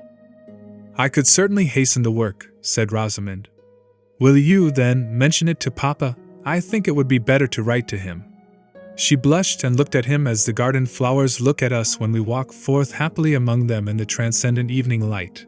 Is there not a soul beyond utterance, half nymph, half child, in those delicate petals which glow and breathe about the centers of deep color? He touched her ear and a little bit of neck under it with his lips, and they sat quite still for many minutes, which flowed by them like a small gurgling brook with the kisses of the sun upon it. Rosamond thought that no one could be more in love than she was, and Lydgate thought that after all his wild mistakes and absurd credulity, he had found perfect womanhood, felt as if already breathed upon by exquisite wedded affection such as would be bestowed by an accomplished creature who venerated his high musings and momentous labors and would never interfere with them, who would create order in the home and accounts with still magic, yet keep her fingers ready to touch the lute and transform life into romance at any moment, who was instructed to the true womanly limit and not a hair's breadth beyond, docile, therefore, and ready to carry out behests which came from that limit. It was plainer now than ever that his notion of remaining much longer a bachelor had been a mistake. Marriage would not be an obstruction, but a furtherance. And happening the next day to accompany a patient to Brassing, he saw a dinner service there which struck him as so exactly the right thing that he bought it at once. It saved time to do these things just when you thought of them, and Lydgate hated ugly crockery. The dinner service in question was expensive, but that might be in the nature of dinner services. Furnishing was necessarily expensive, but then it had to be done only once. "It must be lovely," said Mrs. Vincy, when Lydgate mentioned his purchase with some descriptive touches. "Just what Rosie ought to have. I trust in heaven it won't be broken." "One must hire servants who will not break things," said Lydgate. Certainly, this was reasoning with an imperfect vision of sequences. But at that period there was no sort of reasoning which was not more or less sanctioned by men of science. Of course it was unnecessary to defer the mention of anything to Mamma, who did not readily take views that were not cheerful, and being a happy wife herself, had hardly any feeling but pride in her daughter's marriage. But Rosamond had good reasons for suggesting to Lydgate that Papa should be appealed to in writing. She prepared for the arrival of the letter by walking with her Papa to the warehouse the next morning, and telling him on the way that Mr. Lydgate wished to be married soon. "Nonsense, my dear," said Mr. Vincy. "What has he got to marry on? You'd much better give up the engagement. I've told you so pretty plainly before this. What have you had such an education for, if you are to go and marry a poor man? It's a cruel thing for a father to see. Mr. Lydgate is not poor, Papa. He bought Mr. Peacock's practice, which, they say, is worth 800 or 900 a year. Stuff and nonsense. What's buying a practice? He might as well buy next year's swallows. It'll all slip through his fingers. On the contrary, Papa, he will increase the practice. See how he has been called in by the Chetams and Casaubons. I hope he knows I shan't give anything, with this disappointment about Fred, and Parliament going to be dissolved, and machine breaking everywhere, and an election coming on. Dear Papa, what can that have to do with my marriage? A pretty deal to do with it. We may all be ruined for what I know. The country is in that state. Some say it's the end of the world, and be hanged if I don't think it looks like it. Anyhow, it's not a time for me to be drawing money out of my business, and I should wish Lydgate to know that. I am sure he expects nothing, Papa. And he has such very high connections, he is sure to rise in one way or another. He is engaged in making scientific discoveries." Mr. Vincy was silent. "I cannot give up my only prospect of happiness, Papa. Mr. Lydgate is a gentleman. I could never love anyone who was not a perfect gentleman. You would not like me to go into a consumption, as Arabella Hawley did. And you know that I never change my mind." Again Papa was silent. "Promise me, Papa, that you will consent to what we wish. We shall never give each other up, and you know that you have always objected to long courtships and late marriages." There was a little more urgency of this kind, till Mr. Vincy said, Well, child, he must write to me first before I can answer him," and Rosamond was certain that she had gained her point. Mr. Vincy's answer consisted chiefly in a demand that Lydgate should insure his life, a demand immediately conceded. This was a delightfully reassuring idea, supposing that Lydgate died, but in the meantime not a self-supporting idea. However, it seemed to make everything comfortable about Rosamond's marriage, and the necessary purchases went on with much spirit. Not without prudential considerations, however. A bride, who is going to visit at a baronet's, must have a few first-rate pocket handkerchiefs, but beyond the absolutely necessary half-dozen, Rosamond contented herself without the very highest style of embroidery and Valenciennes. Lydgate also, finding that his sum of £800 had been considerably reduced since he had come to Middlemarch, restrained his inclination for some plate of an old pattern which was shown to him when he went into Kibble's establishment at Brassing to buy forks and spoons. He was too proud to act as if he presupposed that Mr. Vincy would advance money to provide furniture, and though, since it would not be necessary to pay for everything at once, some bills would be left standing over, he did not waste time in conjecturing how much his father-in-law would give in the form of dowry, to make payment easy. He was not going to do anything extravagant, but the requisite things must be bought, and it would be bad economy to buy them of a poor quality. All these matters were by the by. Lydgate foresaw that science and his profession were the objects he should alone pursue enthusiastically, but he could not imagine himself pursuing them in such a home as Wrench had, the doors all open, the oilcloth worn, the children in soiled pinafores, and lunch lingering in the form of bones, black-handled knives, and willow pattern. But Wrench had a wretched lymphatic wife who made a mummy of herself indoors in a large shawl, and he must have altogether begun with an ill-chosen domestic apparatus. Rosamond, however, was on her side much occupied with conjectures, though her quick imitative perception warned her against betraying them too crudely. "I shall like so much to know your family," she said one day, when the wedding journey was being discussed. "We might perhaps take a direction that would allow us to see them as we returned. Which of your uncles do you like best?" "Oh, my Uncle Godwin, I think. He is a good-natured old fellow. You were constantly at his house at Quallingham, when you were a boy, were you not? I should so like to see the old spot and everything you were used to. Does he know you are going to be married?" "No," said Lydgate carelessly, turning in his chair and rubbing his hair up. "Do send him word of it, you naughty, undutiful nephew. He will perhaps ask you to take me to Quallingham, and then you could show me about the grounds, and I could imagine you there when you were a boy. Remember, you see me in my home, just as it has been since I was a child. It is not fair that I should be so ignorant of yours. But perhaps you would be a little ashamed of me. I forgot that." Lydgate smiled at her tenderly, and really accepted the suggestion that the proud pleasure of showing so charming a bride was worth some trouble. And now he came to think of it, he would like to see the old spots with Rosamond. "I will write to him, then. But my cousins are bores." It seemed magnificent to Rosamond to be able to speak so slightingly of a baronet's family, and she felt much contentment in the prospect of being able to estimate them contemptuously on her own account. But Mamma was near spoiling all, a day or two later, by saying, "I hope your Uncle Sir Godwin will not look down on Rosie, Mr. Lydgate. I should think he would do something handsome. 1,000 or 2 can be nothing to a baronet."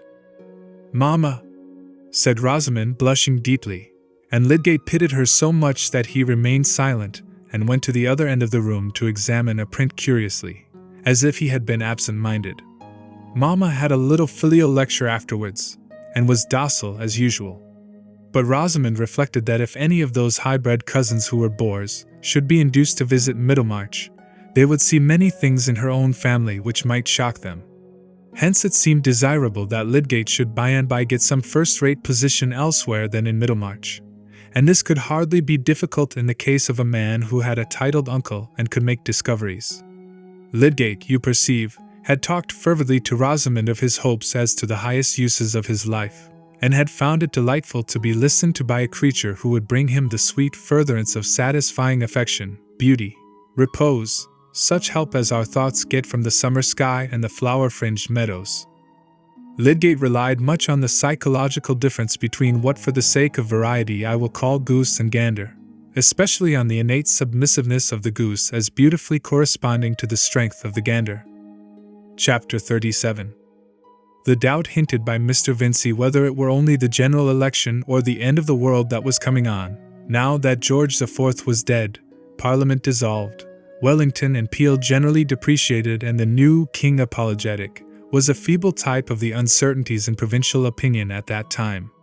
With the glowworm lights of country places, how could men see which were their own thoughts in the confusion of a Tory ministry passing liberal measures, of Tory nobles and electors being anxious to return liberals rather than friends of the recreant ministers, and of outcries for remedies which seemed to have a mysteriously remote bearing on private interest, and were made suspicious by the advocacy of disagreeable neighbors. Buyers of the Middlemarch newspapers found themselves in an anomalous position. During the agitation on the Catholic question, many had given up the Pioneer, which had a motto from Charles James Fox and was in the van of progress, because it had taken Peel's side about the Papists, and had thus blotted its liberalism with a toleration of Jesuitry and Baal. But they were ill satisfied with the Trumpet, which, since its blasts against Rome, and in the general flaccidity of the public mind, nobody, knowing who would support whom, had become feeble in its blowing.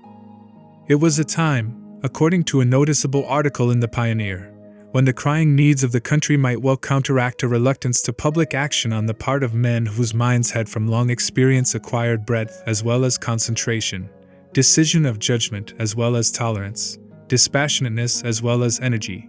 In fact, all those qualities which in the melancholy experience of mankind have been the least disposed to share lodgings. Mr. Hackbutt, whose fluent speech was at that time floating more widely than usual, and leaving much uncertainty as to its ultimate channel, was heard to say in Mr. Hawley's office that the article in question emanated from Brooke of Tipton, and that Brooke had secretly bought the Pioneer some months ago. "That means mischief, eh?" said Mr. Hawley. "He's got the freak of being a popular man now, after dangling about like a stray tortoise. So much the worse for him. I've had my eye on him for some time. He shall be prettily pumped upon. He's a damned bad landlord. What business has an old county man to come currying favor with a low set of dark blue freemen? As to his paper, I only hope he may do the writing himself. It would be worth our paying for. I understand he has got a very brilliant young fellow to edit it, who can write the highest style of leading article, quite equal to anything in the London papers. And he means to take very high ground on reform. Let Brooke reform his rent roll. He's a cursed old screw, and the buildings all over his estate are going to rack. I suppose this young fellow is some loose fish from London. His name is Ladislaw. He is said to be of foreign extraction. I know the sort, said Mr. Hawley, some emissary.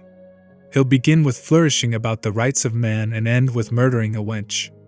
That's the style.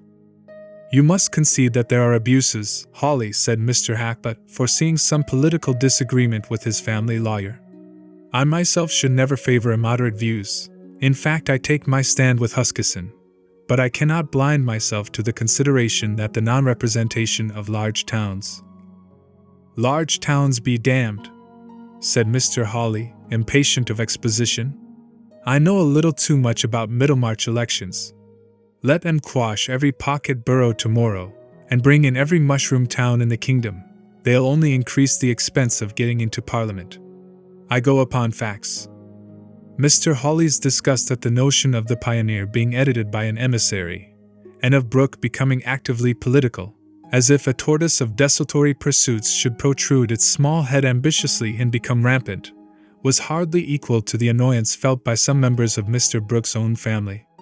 The result had oozed forth gradually, like the discovery that your neighbor has set up an unpleasant kind of manufacture which will be permanently under your nostrils without legal remedy. The Pioneer had been secretly bought even before Will Ladislaw's arrival, the expected opportunity having offered itself in the readiness of the proprietor to part with a valuable property which did not pay, and in the interval since Mr. Brooke had written his invitation, those germinal ideas of making his mind tell upon the world at large which had been present in him from his younger years, but had hitherto lain in some obstruction, had been sprouting under cover. The development was much furthered by a delight in his guest which proved greater even than he had anticipated. For it seemed that Will was not only at home in all those artistic and literary subjects which Mr. Brooke had gone into at one time, but that he was strikingly ready at seizing the points of the political situation, and dealing with them in that large spirit which, aided by adequate memory, lends itself to quotation and general effectiveness of treatment. "He seems to me a kind of Shelley, you know," Mr. Brooke took an opportunity of saying, for the gratification of Mr. Casaubon.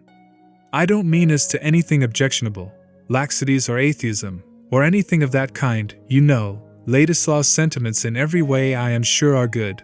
Indeed, we were talking a great deal together last night. But he has the same sort of enthusiasm for liberty, freedom, emancipation, a fine thing under guidance, you know. I think I shall be able to put him on the right tack, and I am the more pleased because he is a relation of yours, Casaubon." If the right tack implied anything more precise than the rest of Mr. Brooke's speech, Mr. Casaubon silently hoped that it referred to some occupation at a great distance from Lowick. He had disliked Will while he helped him, but he had begun to dislike him still more now that Will had declined his help. That is the way with us when we have any uneasy jealousy in our disposition. If our talents are chiefly of the burrowing kind, our honey-sipping cousin, whom we have grave reasons for objecting to, is likely to have a secret contempt for us, and any one who admires him passes an oblique criticism on ourselves. Having the scruples of rectitude in our souls, we are above the meanness of injuring him. Rather we meet all his claims on us by active benefits, and the drawing of checks for him, being a superiority which he must recognize, gives our bitterness a milder infusion. Now Mr. Casaubon had been deprived of that superiority, as anything more than a remembrance, in a sudden, capricious manner. His antipathy to Will did not spring from the common jealousy of a winter-worn husband, it was something deeper, bred by his lifelong claims and discontents. But Dorothea, now that she was present, Dorothea, as a young wife who herself had shown an offensive capability of criticism, necessarily gave concentration to the uneasiness which had before been vague. Will Ladislaw on his side felt that his dislike was flourishing at the expense of his gratitude, and spent much inward discourse in justifying the dislike. Casaubon hated him. He knew that very well. On his first entrance he could discern a bitterness in the mouth and a venom in the glance which would almost justify declaring war in spite of past benefits. He was much obliged to Casaubon in the past, but really the act of marrying this wife was a set-off against the obligation. It was a question whether gratitude which refers to what is done for one's self ought not to give way to indignation at what is done against another. And Casaubon had done a wrong to Dorothea in marrying her. A man was bound to know himself better than that, and if he chose to grow grey crunching bones in a cavern, he had no business to be luring a girl into his companionship. "It is the most horrible of virgin sacrifices," said Will, and he painted to himself what were Dorothea's inward sorrows as if he had been riding a choric whale. But he would never lose sight of her. He would watch over her. If he gave up everything else in life he would watch over her, and she should know that she had one slave in the world. Will had, to use Sir Thomas Browne's phrase, a passionate prodigality of statement both to himself and others. The simple truth was that nothing then invited him so strongly as the presence of Dorothea. Invitations of the formal kind had been wanting, however, for Will had never been asked to go to Lowick. Mr. Brooke, indeed, confident of doing everything agreeable which Casaubon, poor fellow, was too much absorbed to think of, had arranged to bring Ladislaw to Lowick several times, not neglecting meanwhile to introduce him elsewhere on every opportunity, as a young relative of Casaubon's. And though Will had not seen Dorothea alone, their interviews had been enough to restore her former sense of young companionship with one who was cleverer than herself, yet seemed ready to be swayed by her. Poor Dorothea before her marriage had never found much room in other minds for what she cared most to say, and she had not, as we know, enjoyed her husband's superior instruction so much as she had expected. If she spoke with any keenness of interest to Mr. Casaubon, he heard her with an air of patience, as if she had given a quotation from the Delectus familiar to him from his tender years, and sometimes mentioned curtly what ancient sects or personages had held similar ideas, as if there were too much of that sort in stock already. At other times he would inform her that she was mistaken, and reassert what her remark had questioned. But Will Ladislaw always seemed to see more in what she said than she herself saw. Dorothea had little vanity, but she had the ardent woman's need to rule beneficently by making the joy of another soul. Hence the mere chance of seeing Will occasionally was like a lunette opened in the wall of her prison, giving her a glimpse of the sunny air, and this pleasure began to nullify her original alarm at what her husband might think about the introduction of Will as her uncle's guest. On this subject Mr. Casaubon had remained dumb, but Will wanted to talk with Dorothea alone, and was impatient of slow circumstance. However slight the terrestrial intercourse between Dante and Beatrice or Petrarch and Laura, time changes the proportion of things, and in later days it is preferable to have fewer sonnets and more conversation. Necessity excused stratagem, but stratagem was limited by the dread of offending Dorothea. He found out at last that he wanted to take a particular sketch at Lowick, and one morning when Mr. Brooke had to drive along the Lowick road on his way to the county town, Will asked to be set down with his sketchbook and campstool at Lowick, and without announcing himself at the manor settled himself to sketch in a position where he must see Dorothea if she came out to walk, and he knew that she usually walked an hour in the morning. But the stratagem was defeated by the weather. Clouds gathered with treacherous quickness, the rain came down, and Will was obliged to take shelter in the house. He intended, on the strength of relationship, to go into the drawing-room and wait there without being announced, and seeing his old acquaintance the butler in the hall, he said, "Don't mention that I am here, Pratt. I will wait till luncheon. I know Mr. Casaubon does not like to be disturbed when he is in the library." "Master is out, sir. There's only Mrs. Casaubon in the library." "I'd better tell her you're here, sir," said Pratt, a red-cheeked man given to lively converse with Tantripp, and often agreeing with her that it must be dull for madam. "Oh, very well. This confounded rain has hindered me from sketching," said Will, feeling so happy that he affected indifference with delightful ease. In another minute he was in the library, and Dorothea was meeting him with her sweet, unconstrained smile. "Mr. Casaubon has gone to the Archdeacon's," she said, at once. "I don't know whether he will be at home again long before dinner." He was uncertain how long he should be. "Did you want to say anything particular to him?" "No, I came to sketch, but the rain drove me in. Else I would not have disturbed you yet. I supposed that Mr. Casaubon was here, and I know he dislikes interruption at this hour."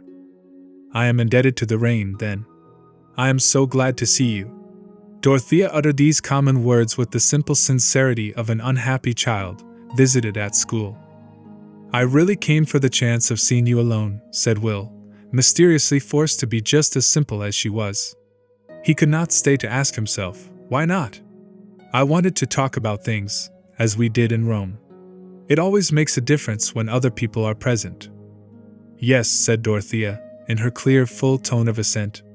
"Sit down."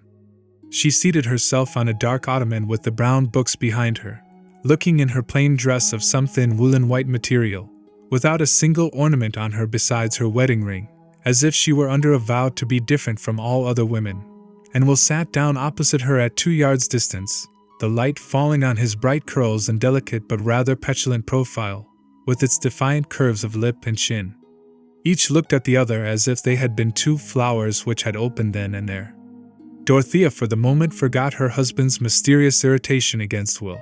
It seemed fresh water at her thirsty lips to speak without fear to the one person whom she had found receptive, for in looking backward through sadness she exaggerated a past solace. "I have often thought that I should like to talk to you again," she said, immediately. "It seems strange to me how many things I said to you." "I remember them all," said Will, with the unspeakable content in his soul of feeling that he was in the presence of a creature worthy to be perfectly loved. I think his own feelings at that moment were perfect, for we mortals have our divine moments, when love is satisfied in the completeness of the beloved object. "I have tried to learn a great deal since we were in Rome," said Dorothea. "I can read Latin a little, and I am beginning to understand just a little Greek. I can help Mr. Casaubon better now. I can find out references for him and save his eyes in many ways. But it is very difficult to be learned. It seems as if people were worn out on the way to great thoughts, and can never enjoy them because they are too tired. If a man has a capacity for great thoughts, he is likely to overtake them before he is decrepit," said Will, with irrepressible quickness. But through certain sensibilities Dorothea was as quick as he, and seeing her face change, he added, immediately, "But it is quite true that the best minds have been sometimes overstrained in working out their ideas." "You correct me," said Dorothea. "I expressed myself ill. I should have said that those who have great thoughts get too much worn in working them out. I used to feel about that, even when I was a little girl, and it always seemed to me that the use I should like to make of my life would be to help someone who did great works, so that his burden might be lighter." Dorothea was led on to this bit of autobiography without any sense of making a revelation. But she had never before said anything to Will which threw so strong a light on her marriage. He did not shrug his shoulders, and for want of that muscular outlet he thought the more irritably of beautiful lips kissing holy skulls and other emptinesses ecclesiastically enshrined. Also he had to take care that his speech should not betray that thought. "But you may easily carry the help too far," he said, "and get overwrought yourself. Are you not too much shut up? You already look paler. It would be better for Mr. Casaubon to have a secretary. He could easily get a man who would do half his work for him. It would save him more effectually, and you need only help him in lighter ways." "How can you think of that?" said Dorothea, in a tone of earnest remonstrance. "I should have no happiness if I did not help him in his work. What could I do? There is no good to be done in Lowick. The only thing I desire is to help him more. And he objects to a secretary. Please not to mention that again." "Certainly not, now I know your feeling. But I have heard both Mr. Brooke and Sir James Chatham express the same wish." "Yes," said Dorothea, "but they don't understand. They want me to be a great deal on horseback, and have the garden altered and new conservatories, to fill up my days. I thought you could understand that one's mind has other wants," she added, rather impatiently. "Besides, Mr. Casaubon cannot bear to hear of a secretary." "My mistake is excusable," said Will. "In old days I used to hear Mr. Casaubon speak as if he looked forward to having a secretary. Indeed, he held out the prospect of that office to me. But I turned out to be not good enough for it." Dorothea was trying to extract out of this an excuse for her husband's evident repulsion, as she said, with a playful smile, "You were not a steady worker enough." "No," said Will, shaking his head backward somewhat after the manner of a spirited horse. And then, the old irritable demon prompting him to give another good pinch at the mouth-wings of poor Mr. Casaubon's glory, he went on, "And I have seen since that Mr. Casaubon does not like any one to overlook his work and know thoroughly what he is doing. He is too doubtful, too uncertain of himself. I may not be good for much, but he dislikes me because I disagree with him." Will was not without his intentions to be always generous, but our tongues are little triggers which have usually been pulled before general intentions can be brought to bear. And it was too intolerable that Casaubon's dislike of him should not be fairly accounted for to Dorothea. Yet when he had spoken he was rather uneasy as to the effect on her. But Dorothea was strangely quiet, not immediately indignant, as she had been on a like occasion in Rome. And the cause lay deep. She was no longer struggling against the perception of facts, but adjusting herself to their clearest perception. And now when she looked steadily at her husband's failure, still more at his possible consciousness of failure, she seemed to be looking along the one track where duty became tenderness. Will's want of reticence might have been met with more severity, if he had not already been recommended to her mercy by her husband's dislike, which must seem hard to her till she saw better reason for it. She did not answer at once, but after looking down ruminatingly she said, with some earnestness, "Mr. Casaubon must have overcome his dislike of you so far as his actions were concerned, and that is admirable. Yes, he has shown a sense of justice in family matters. It was an abominable thing that my grandmother should have been disinherited because she made what they called a mésalliance, though there was nothing to be said against her husband except that he was a Polish refugee who gave lessons for his bread. I wish I knew all about her, said Dorothea. I wonder how she bore the change from wealth to poverty. I wonder whether she was happy with her husband. Do you know much about them? No, only that my grandfather was a patriot, a bright fellow, could speak many languages, musical, got his bread by teaching all sorts of things. They both died rather early. And I never knew much of my father, beyond what my mother told me, but he inherited the musical talents. I remember his slow walk and his long thin hands, and one day remains with me when he was lying ill, and I was very hungry, and had only a little bit of bread. Ah, what a different life from mine, said Dorothea, with keen interest, clasping her hands on her lap. I have always had too much of everything. But tell me how it was. Mr. Casaubon could not have known about you then.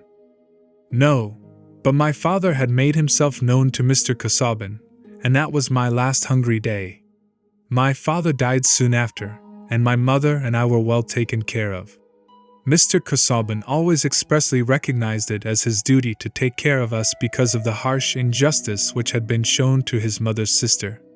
But now I am telling you what is not new to you. In his inmost soul, Will was conscious of wishing to tell Dorothea what was rather new even in his own construction of things, namely, that Mr. Casaubon had never done more than pay a debt towards him. Will was much too good a fellow to be easy under the sense of being ungrateful.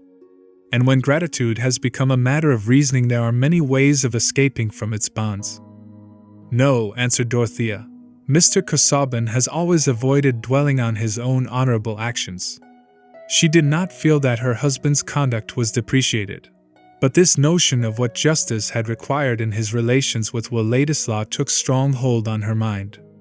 After a moment's pause, she added, He had never told me that he supported your mother. Is she still living? No, she died by an accident, a fall, 4 years ago. It is curious that my mother, too, ran away from her family, but not for the sake of her husband. She never would tell me anything about her family, except that she forsook them to get her own living, went on the stage, in fact. She was a dark-eyed creature, with crisp ringlets, and never seemed to be getting old.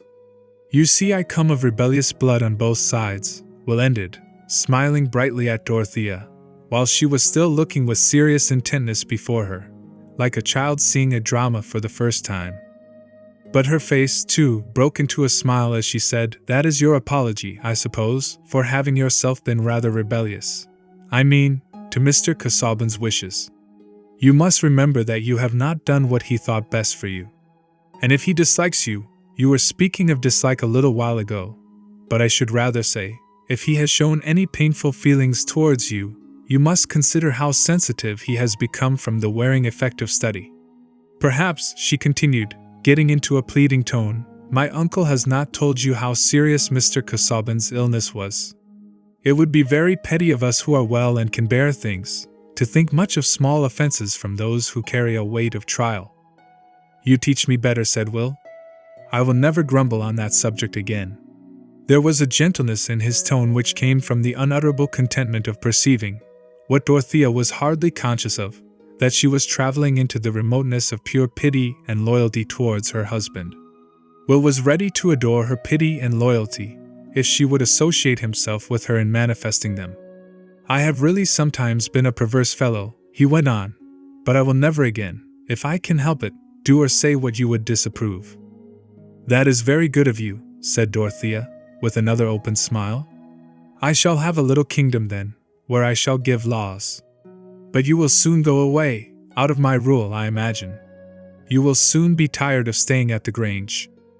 That is a point I wanted to mention to you, one of the reasons why I wish to speak to you alone. Mr. Brooke proposes that I should stay in this neighborhood. He has bought one of the Middlemarch newspapers, and he wishes me to conduct that, and also to help him in other ways. Would not that be a sacrifice of higher prospects for you? Said Dorothea. Perhaps, but I have always been blamed for thinking of prospects, and not settling to anything. And here is something offered to me. If you would not like me to accept it, I would give it up. Otherwise, I would rather stay in this part of the country than go away. I belong to nobody anywhere else." "I should like you to stay very much," said Dorothea, at once, as simply and readily as she had spoken at Rome. There was not the shadow of a reason in her mind at the moment why she should not say so. "Then I will stay," said Ladislaw, shaking his head backward, rising and going towards the window, as if to see whether the rain had ceased.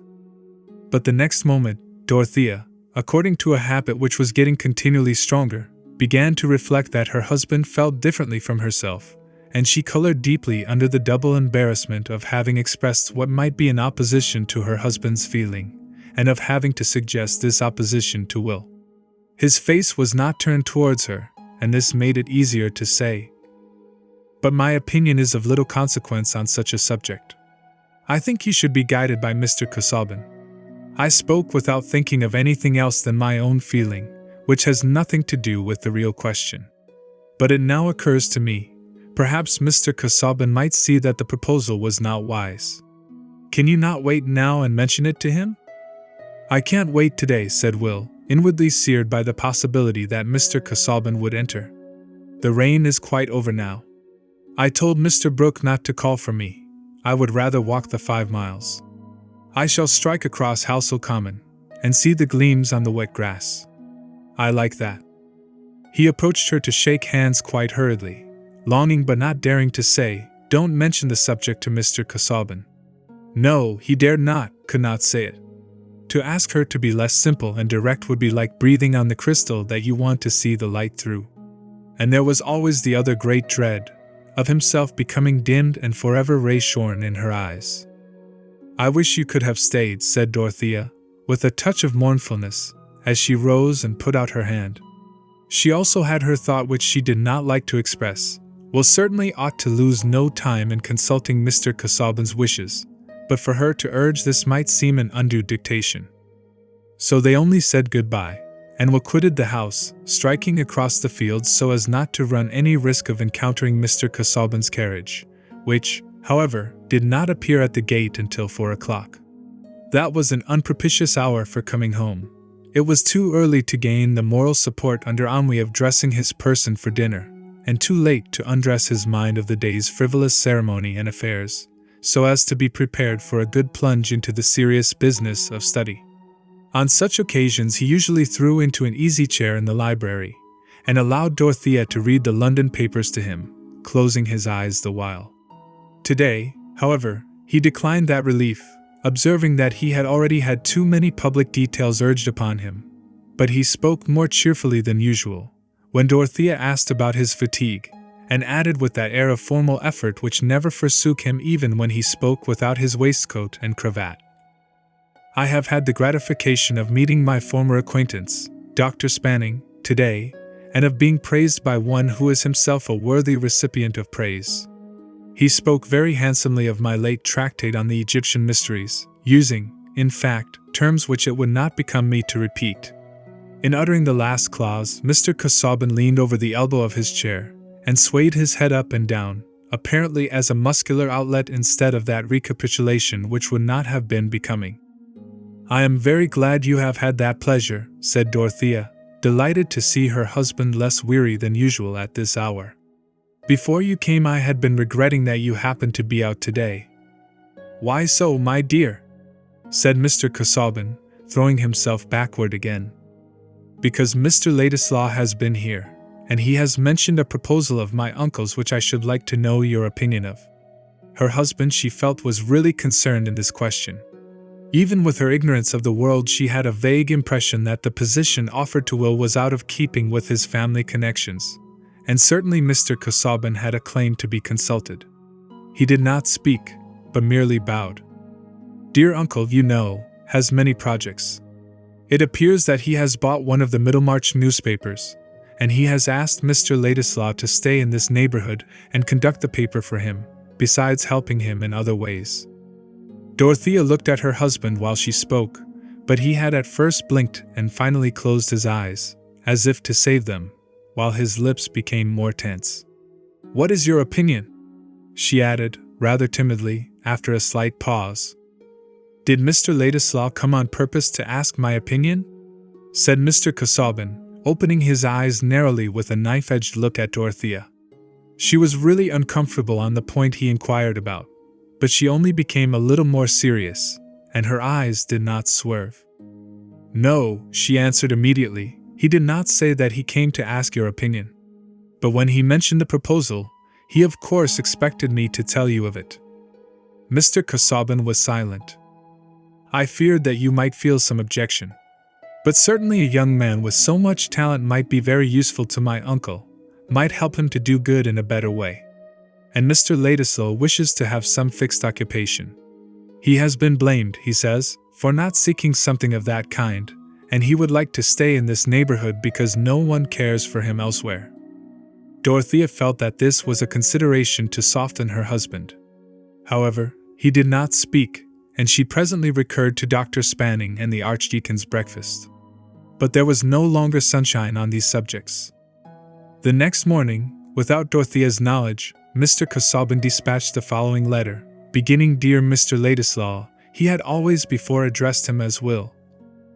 "Mrs. Casaubon informs me that a proposal has been made to you, and according to an inference by no means stretched, has on your part been in some degree entertained, which involves your residence in this neighborhood in a capacity which I am justified in saying touches my own position in such a way as renders it not only natural and warrantable in me when that effect is viewed under the influence of legitimate feeling, but incumbent on me when the same effect is considered in the light of my responsibilities, to state at once that your acceptance of the proposal above indicated would be highly offensive to me.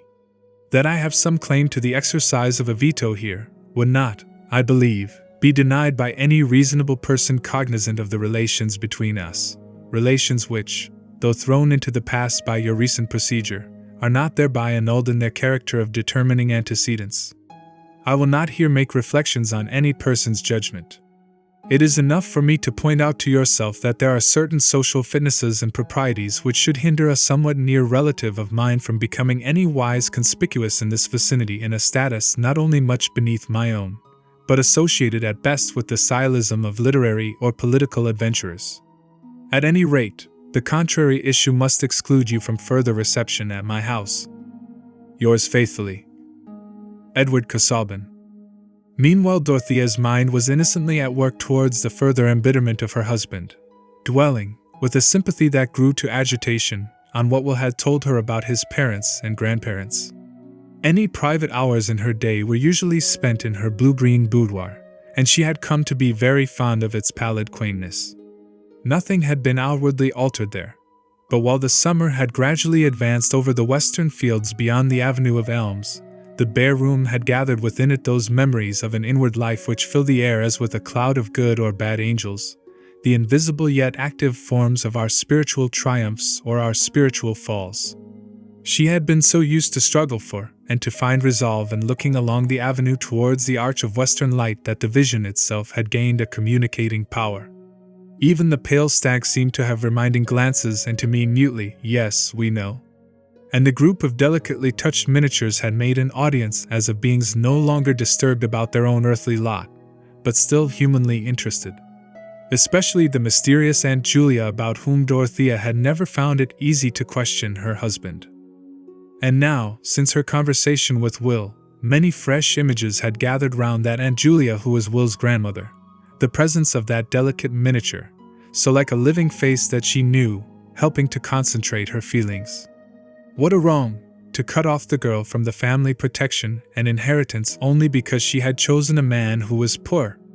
Dorothea, early troubling her elders with questions about the facts around her, had wrought herself into some independent clearness as to the historical, political reasons why eldest sons had superior rights, and why land should be entailed. Those reasons, impressing her with a certain awe, might be weightier than she knew, but here was a question of ties which left them uninfringed. Here was a daughter whose child, even according to the ordinary aping of aristocratic institutions by people who are no more aristocratic than retired grocers, and who have no more land to keep together than a lawn and a paddock, would have a prior claim. Was inheritance a question of liking or of responsibility? All the energy of Dorothea's nature went on the side of responsibility, the fulfillment of claims founded on our own deeds, such as marriage and parentage. It was true, she said to herself, that Mr. Casaubon had a debt to the Ladislaws, that he had to pay back what the Ladislaws had been wronged of. And now she began to think of her husband's will, which had been made at the time of their marriage, leaving the bulk of his property to her, with proviso in case of her having children. That ought to be altered, and no time ought to be lost. This very question which had just arisen about Will Ladislaw's occupation was the occasion for placing things on a new, right footing. Her husband, she felt sure, according to all his previous conduct, would be ready to take the just view, if she proposed it, she, in whose interest an unfair concentration of the property had been urged. His sense of right had surmounted and would continue to surmount anything that might be called antipathy. She suspected that her uncle's scheme was disapproved by Mr. Casaubon, and this made it seem all the more opportune that a fresh understanding should be begun, so that instead of Will's starting penniless and accepting the first function that offered itself, he should find himself in possession of a rightful income which should be paid by her husband during his life, and by an immediate alteration of the will, should be secured at his death. The vision of all this as what ought to be done seemed to Dorothea like a sudden letting in of daylight, waking her from her previous stupidity and incurious self-absorbed ignorance about her husband's relation to others. Will Ladislaw had refused Mr. Casaubon's future aid on a ground that no longer appeared right to her, and Mr. Casaubon had never himself seen fully what was the claim upon him. "But he will," said Dorothea. "The great strength of his character lies here. And what are we doing with our money? We make no use of half of our income. My own money buys me nothing but an uneasy conscience." There was a peculiar fascination for Dorothea in this division of property intended for herself, and always regarded by her as excessive. She was blind, you see, to many things obvious to others, likely to tread in the wrong places, as Celia had warned her. Yet her blindness to whatever did not lie in her own pure purpose carried her safely by the side of precipices where vision would have been perilous with fear. The thoughts which had gathered vividness in the solitude of her boudoir occupied her incessantly through the day on which Mr. Casaubon had sent his letter to Will. Everything seemed hindrance to her till she could find an opportunity of opening her heart to her husband. To his preoccupied mind all subjects were to be approached gently, and she had never since his illness lost from her consciousness the dread of agitating him. But when young ardor is set brooding over the conception of a prompt deed, the deed itself seems to start forth with independent life, mastering ideal obstacles. The day passed in a somber fashion, not unusual, though Mr. Casaubon was perhaps unusually silent. But there were hours of the night which might be counted on as opportunities of conversation, for Dorothea, when aware of her husband's sleeplessness, had established a habit of rising, lighting a candle, and reading him to sleep again. And this night she was from the beginning sleepless, excited by resolves. He slept as usual for a few hours, but she had risen softly and had sat in the darkness for nearly an hour before he said, "Dorothea, since you are up, will you light a candle? Do you feel ill, dear?" was her first question, as she obeyed him. "No, not at all, but I shall be obliged, since you are up, if you will read me a few pages of Lothe." "May I talk to you a little instead?" said Dorothea. "Certainly. I have been thinking about money all day, that I have always had too much, and especially the prospect of too much. These, my dear Dorothea, are providential arrangements. But if one has too much in consequence of others being wronged, it seems to me that the divine voice which tells us to set that wrong right must be obeyed. What, my love, is the bearing of your remark? That you have been too liberal in arrangements for me, I mean, with regard to property, and that makes me unhappy." "How so?" "I have none but comparatively distant connections. I have been led to think about your Aunt Julia, and how she was left in poverty only because she married a poor man, an act which was not disgraceful, since he was not unworthy. It was on that ground, I know, that you educated Mr. Ladislaw and provided for his mother." Dorothea waited a few moments for some answer that would help her onward. None came, and her next words seemed the more forcible to her, falling clear upon the dark silence. But surely we should regard his claim as a much greater one, even to the half of that property which I know that you have destined for me. And I think he ought at once to be provided for on that understanding. It is not right that he should be in the dependence of poverty while we are rich. And if there is any objection to the proposal he mentioned, the giving him his true place and his true share would set aside any motive for his accepting it. Mr. Ladislaw has probably been speaking to you on this subject? Said Mr. Casaubon, with a certain biting quickness not habitual to him. Indeed, no, said Dorothea earnestly.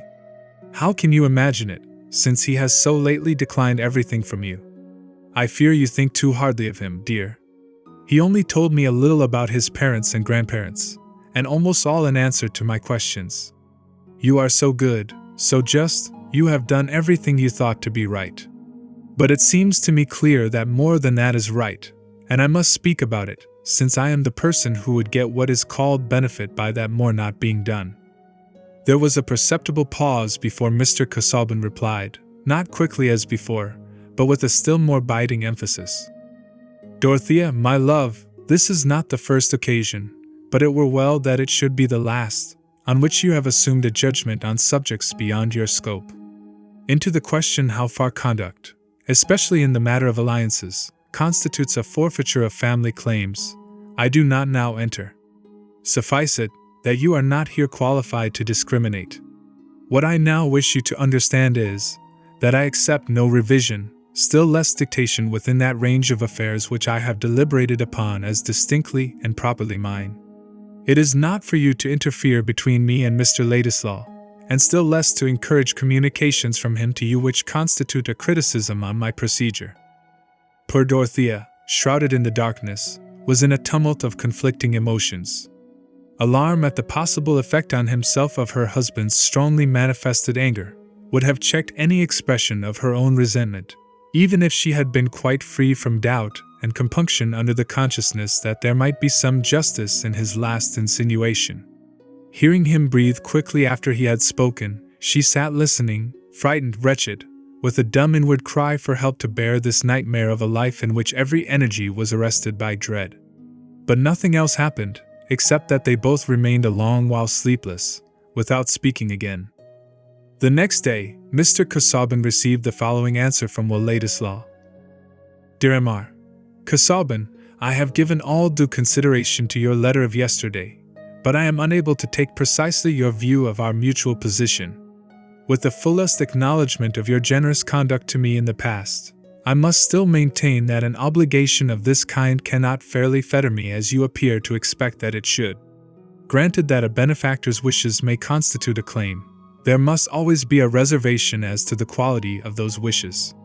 They may possibly clash with more imperative considerations. Or a benefactor's veto might impose such a negation on a man's life that the consequent blank might be more cruel than the benefaction was generous. I am merely using strong illustrations. In the present case I am unable to take your view of the bearing which my acceptance of occupation, not enriching certainly, but not dishonorable, will have on your own position, which seems to me too substantial to be affected in that shadowy manner. And though I do not believe that any change in our relations will occur, certainly none has yet occurred, which can nullify the obligations imposed on me by the past. Pardon me for not seeing that those obligations should restrain me from using the ordinary freedom of living where I choose, and maintaining myself by any lawful occupation I may choose. Regretting that there exists this difference between us as to a relation in which the conferring of benefits has been entirely on your side, I remain yours with persistent obligation. Will Ladislaw. Poor Mr. Casaubon felt, and must not we, being impartial, feel with him a little, that no man had juster cause for disgust and suspicion than he. Young Ladislaw, he was sure, meant to defy and annoy him, meant to win Dorothea's confidence, and sow her mind with disrespect, and perhaps aversion, towards her husband.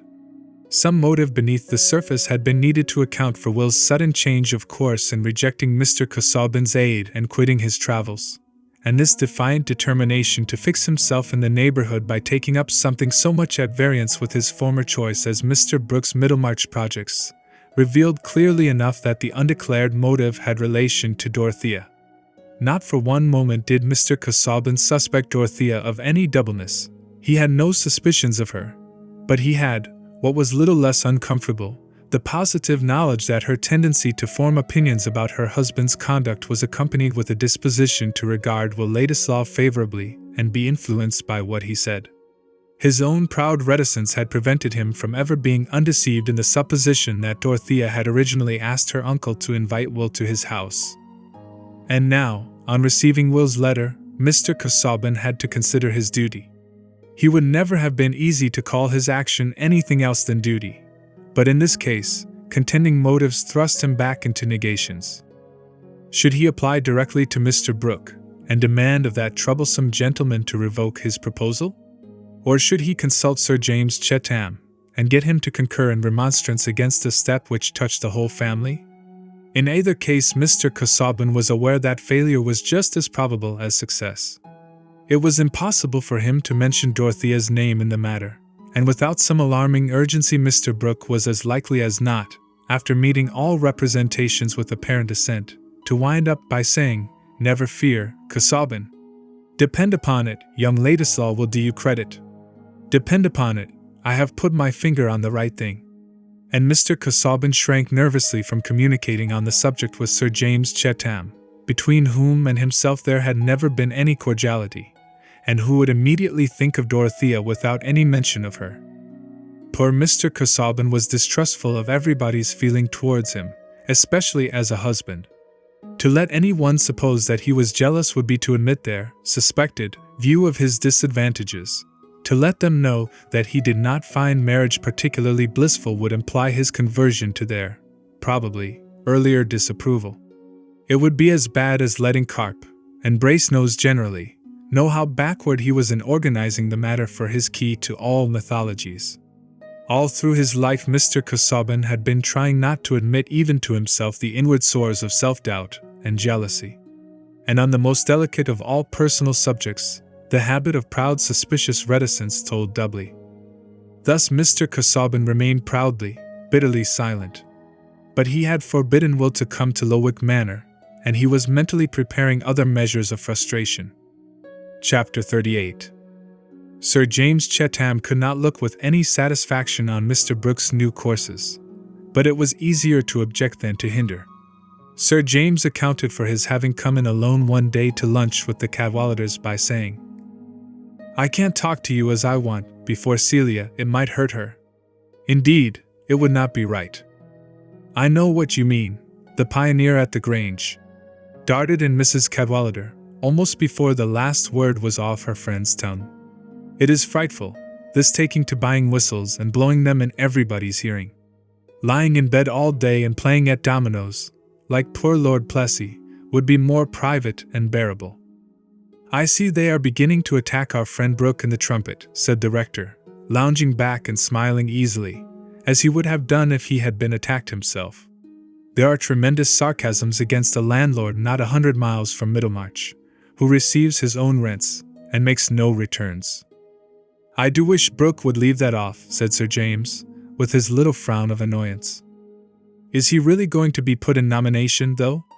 said Mr. Cadwallader. "I saw fair brother yesterday. He's Whiggish himself, hoists brougham and useful knowledge. That's the worst I know of him, and he says that Brooke is getting up a pretty strong party. Bulstrode, the banker, is his foremost man. But he thinks Brooke would come off badly at a nomination." "Exactly," said Sir James, with earnestness.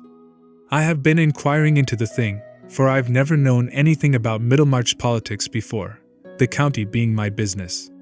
What Brooke trusts to is that they are going to turn out Oliver because he is a Peelite.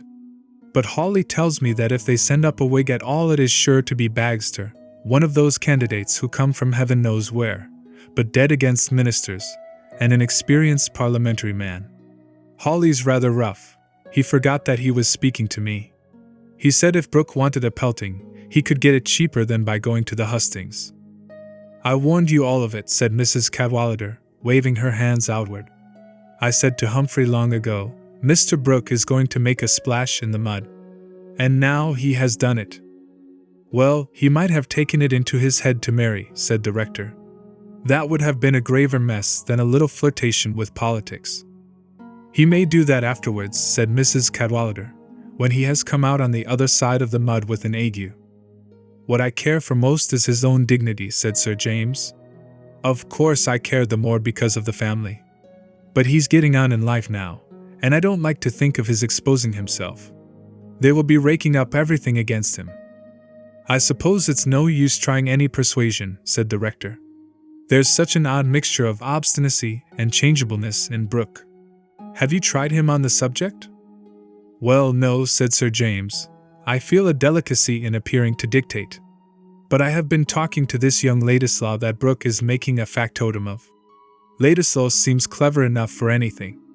I thought it as well to hear what he had to say, and he is against Brooke's standing this time. I think he'll turn him round.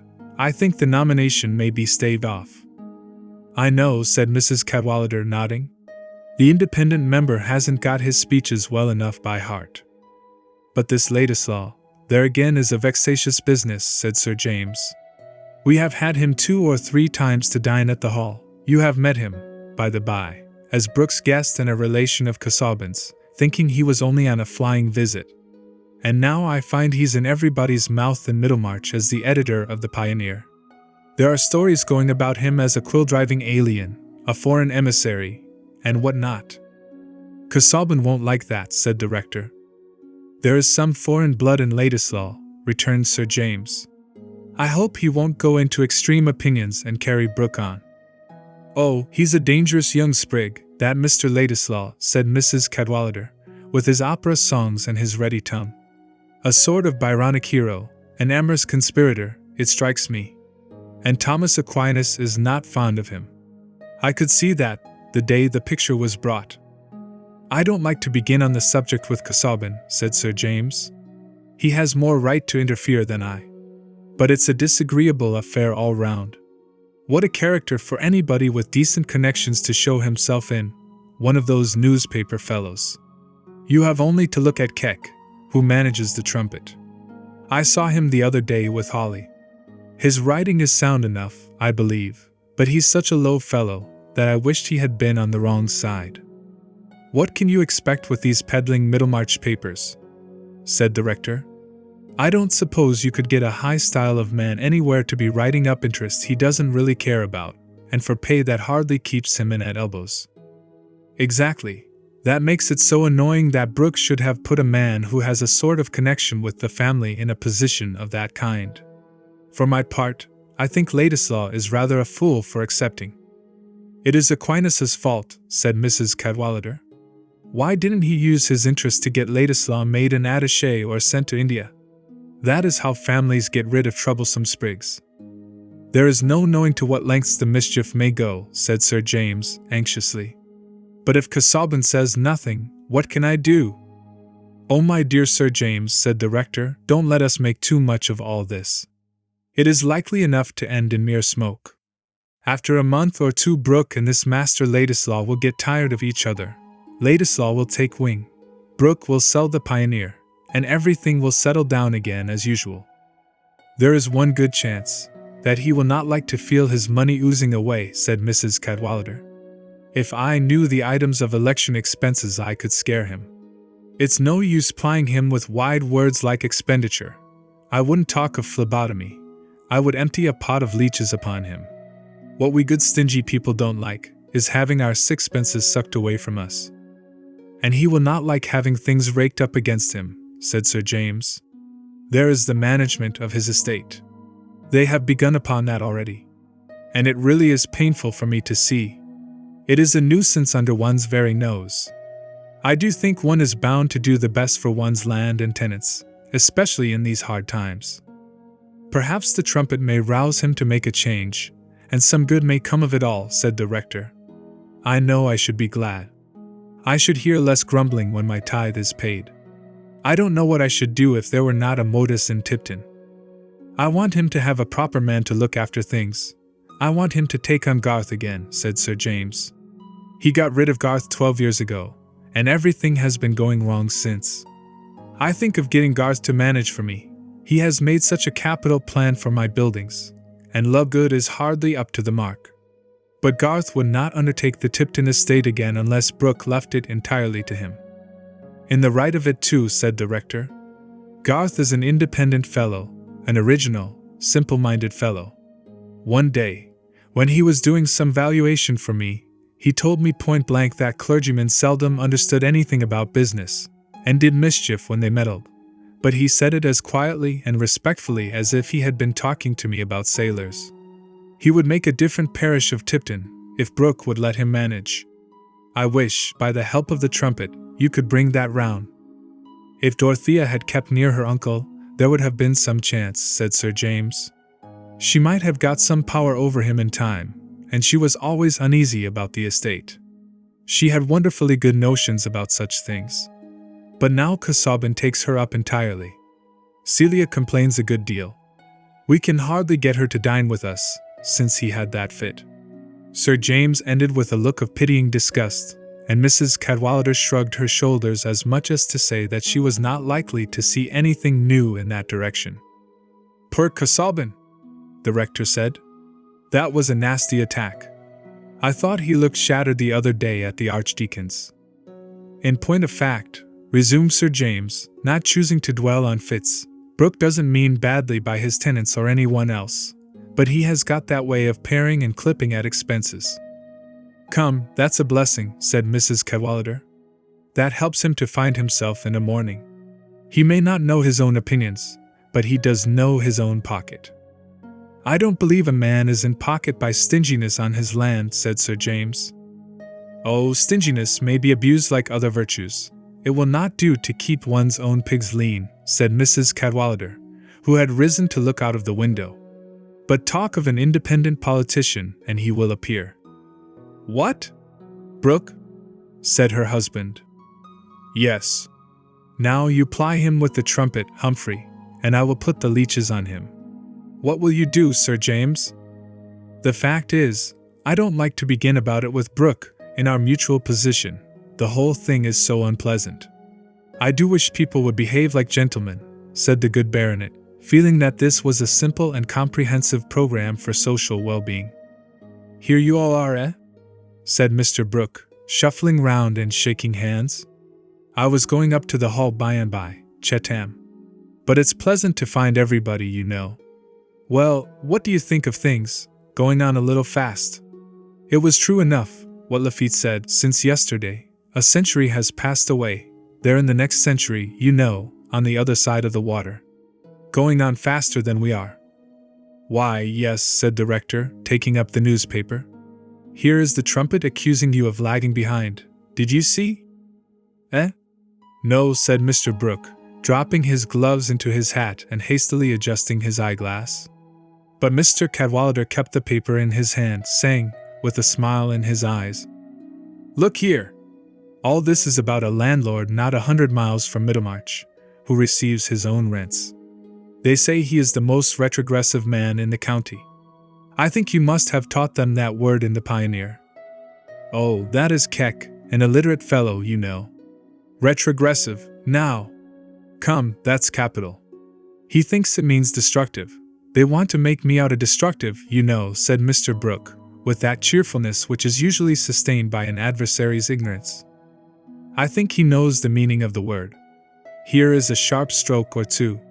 If we had to describe a man who is retrogressive in the most evil sense of the word, we should say, he is one who would dub himself a reformer of our Constitution, while every interest for which he is immediately responsible is going to decay, a philanthropist who cannot bear one rogue to be hanged, but does not mind 5 honest tenants being half-starved, a man who shrieks at corruption, and keeps his farms at rack rent, who roars himself red at rotten boroughs, and does not mind if every field on his farms has a rotten gate, a man very open-hearted to Leeds and Manchester, no doubt.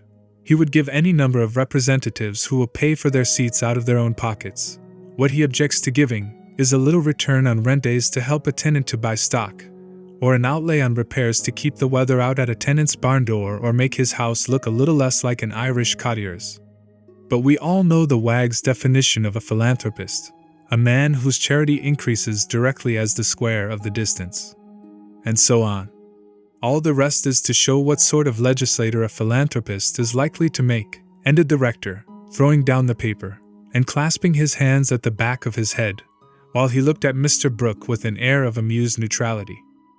"Come, that's rather good, you know," said Mr. Brooke, taking up the paper and trying to bear the attack as easily as his neighbor did, but coloring and smiling rather nervously. "That about roaring himself red at rotten boroughs. I never made a speech about rotten boroughs in my life. And as to roaring myself red and that kind of thing, these men never understand what is good satire. Satire, you know, should be true up to a certain point. I recollect they said that in the Edinburgh somewhere. It must be true up to a certain point." "Well, that is really a hit about the gates," said Sir James, anxious to tread carefully. "Dagley complained to me the other day that he hadn't got a decent gate on his farm. Garth has invented a new pattern of gate. I wish you would try it. One ought to use some of one's timber in that way." "You go in for fancy farming, you know, Chetam," said Mr. Brooke, appearing to glance over the columns of the Trumpet. "That's your hobby, and you don't mind the expense." "I thought the most expensive hobby in the world was standing for Parliament," said Mrs. Cadwallader. "They said the last unsuccessful candidate at Middlemarch, Giles, wasn't his name, spent £10,000 and failed because he did not bribe enough. What a bitter reflection for a man." "Somebody was saying," said the rector laughingly, "that East Retford was nothing to Middlemarch for bribery." "Nothing of the kind," said Mr. Brooke. "The Tories bribe, you know, Hawley and his set bribe with treating, hot codlings, and that sort of thing, and they bring the voters drunk to the poll. But they are not going to have it their own way in future. Not in future, you know. Middlemarch is a little backward, I admit. The freemen are a little backward. But we shall educate them, we shall bring them on, you know.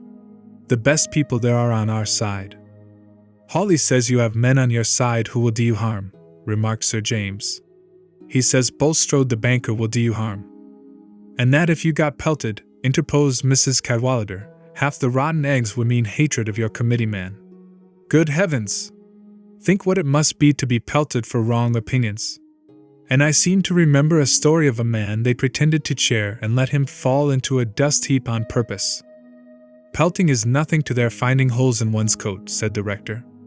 "I confess that's what I should be afraid of, if we parsons had to stand at the hustings for preferment. I should be afraid of their reckoning up all my fishing days.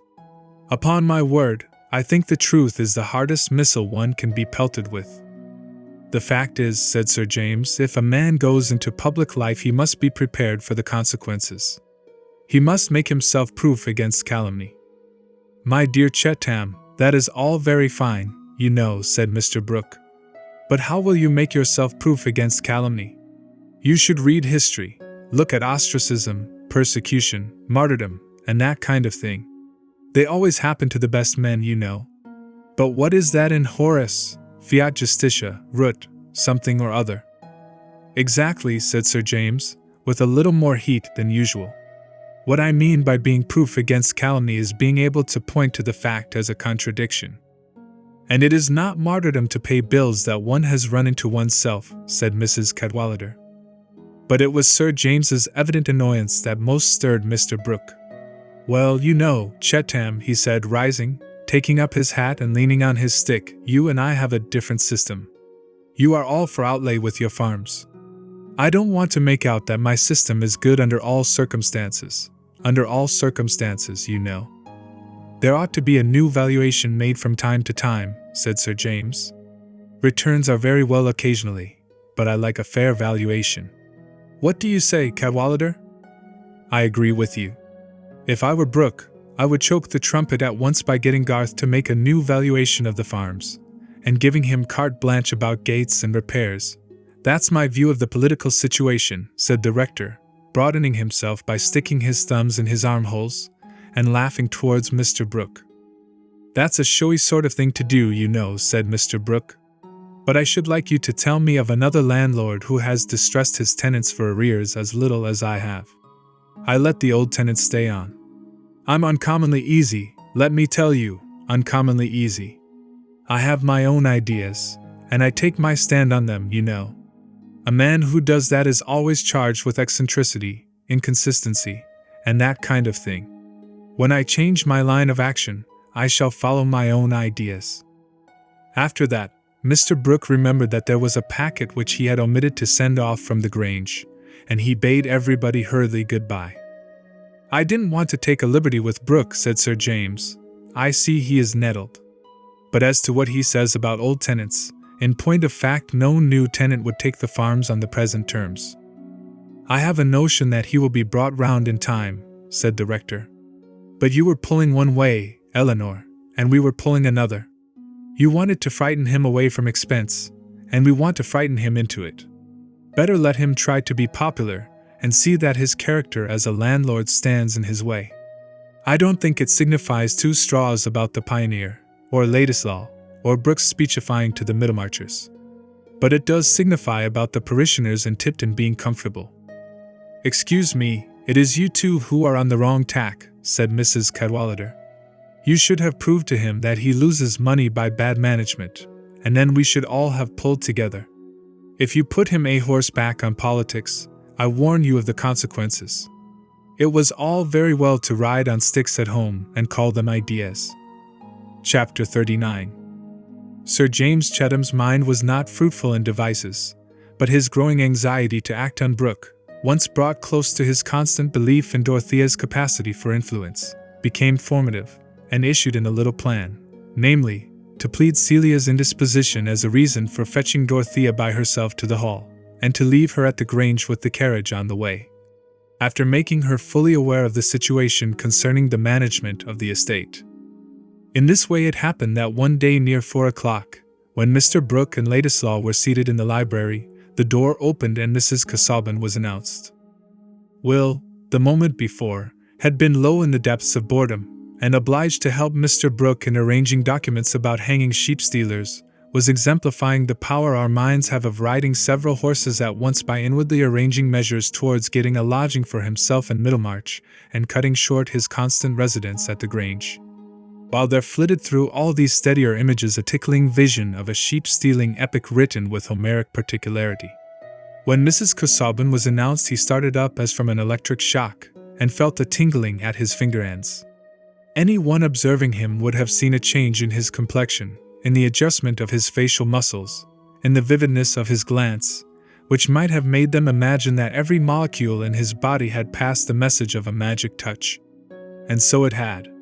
For effective magic is transcendent nature, and who shall measure the subtlety of those touches which convey the quality of soul as well as body, and make a man's passion for one woman differ from his passion for another, as joy in the morning light over valley and river and white mountain top differs from joy among Chinese lanterns and glass panels. Will, too, was made of very impressible stuff. The bow of a violin drawn near him cleverly would at one stroke change the aspect of the world for him, and his point of view shifted as easily as his mood. Dorothea's entrance was the freshness of morning. "Well, my dear, this is pleasant, now," said Mr. Brooke, meeting and kissing her. "You have left Casaubon with his books, I suppose." "That's right. We must not have you getting too learned for a woman, you know." "There is no fear of that, uncle," said Dorothea, turning to Will and shaking hands with open cheerfulness, while she made no other form of greeting, but went on answering her uncle. "I am very slow. When I want to be busy with books, I am often playing truant among my thoughts. I find it is not so easy to be learned as to plan cottages." She seated herself beside her uncle opposite to Will, and was evidently preoccupied with something that made her almost unmindful of him. He was ridiculously disappointed, as if he had imagined that her coming had anything to do with him. "Why, yes, my dear, it was quite your hobby to draw plans. But it was good to break that off a little. Hobbies are apt to run away with us, you know. It doesn't do to be run away with. We must keep the reins. I have never let myself be run away with. I always pulled up. That is what I tell Ladislaw. He and I are alike, you know. He likes to go into everything. We are working at capital punishment. We shall do a great deal together, Ladislaw and I."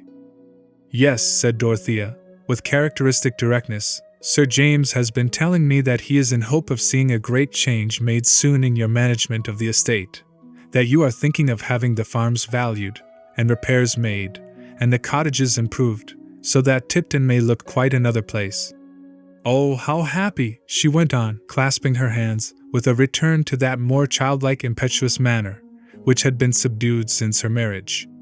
If I were at home still, I should take to writing again, that I might go about with you and see all that.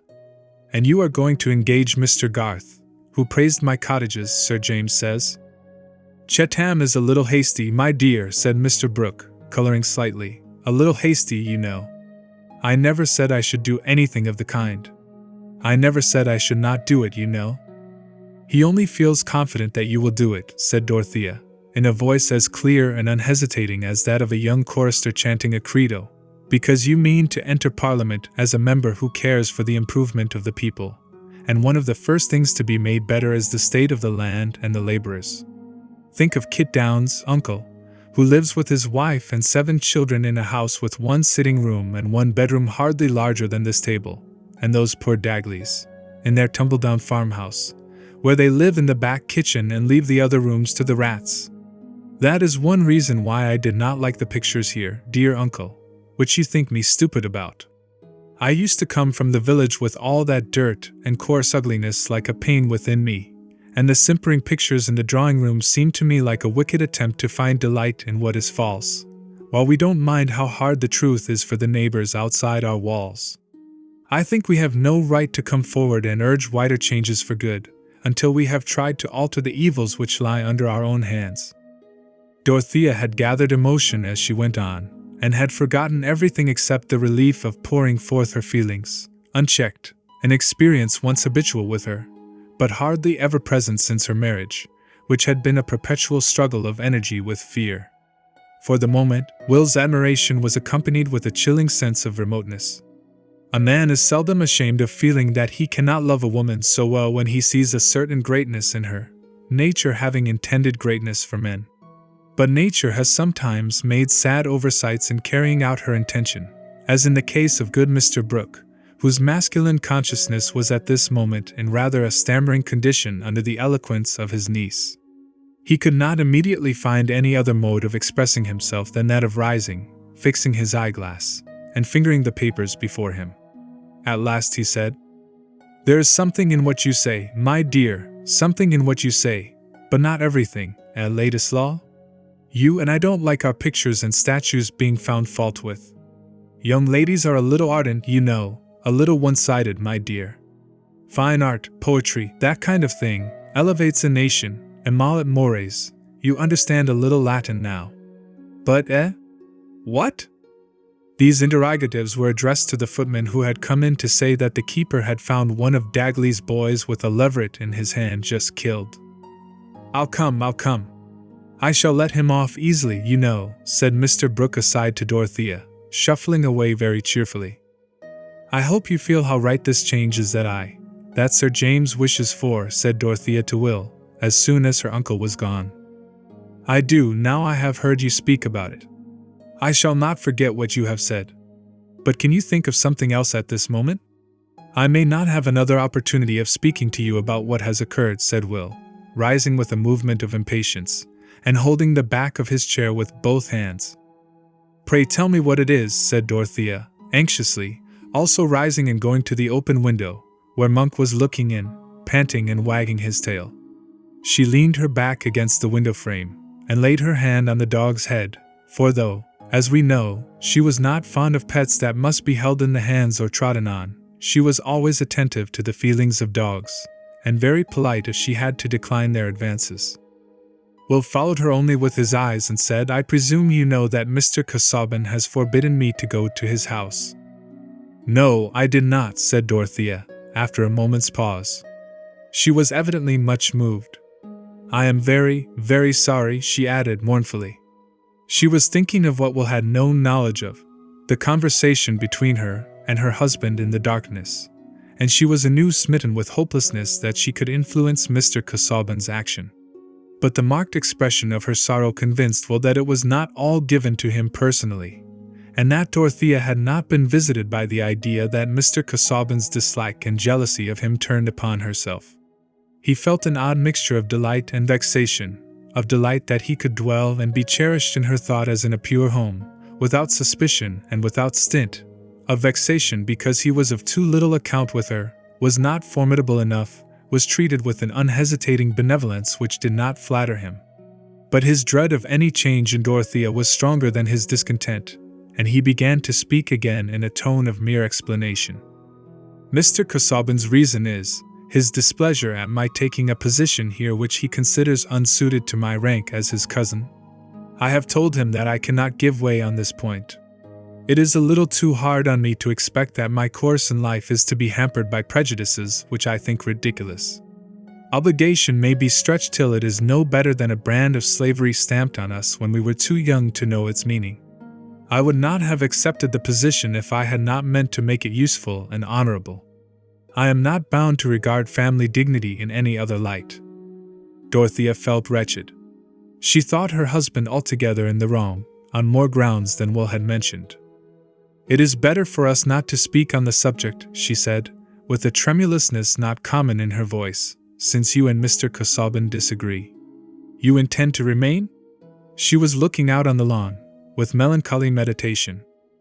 "Yes, but I shall hardly ever see you now," said Will, in a tone of almost boyish complaint.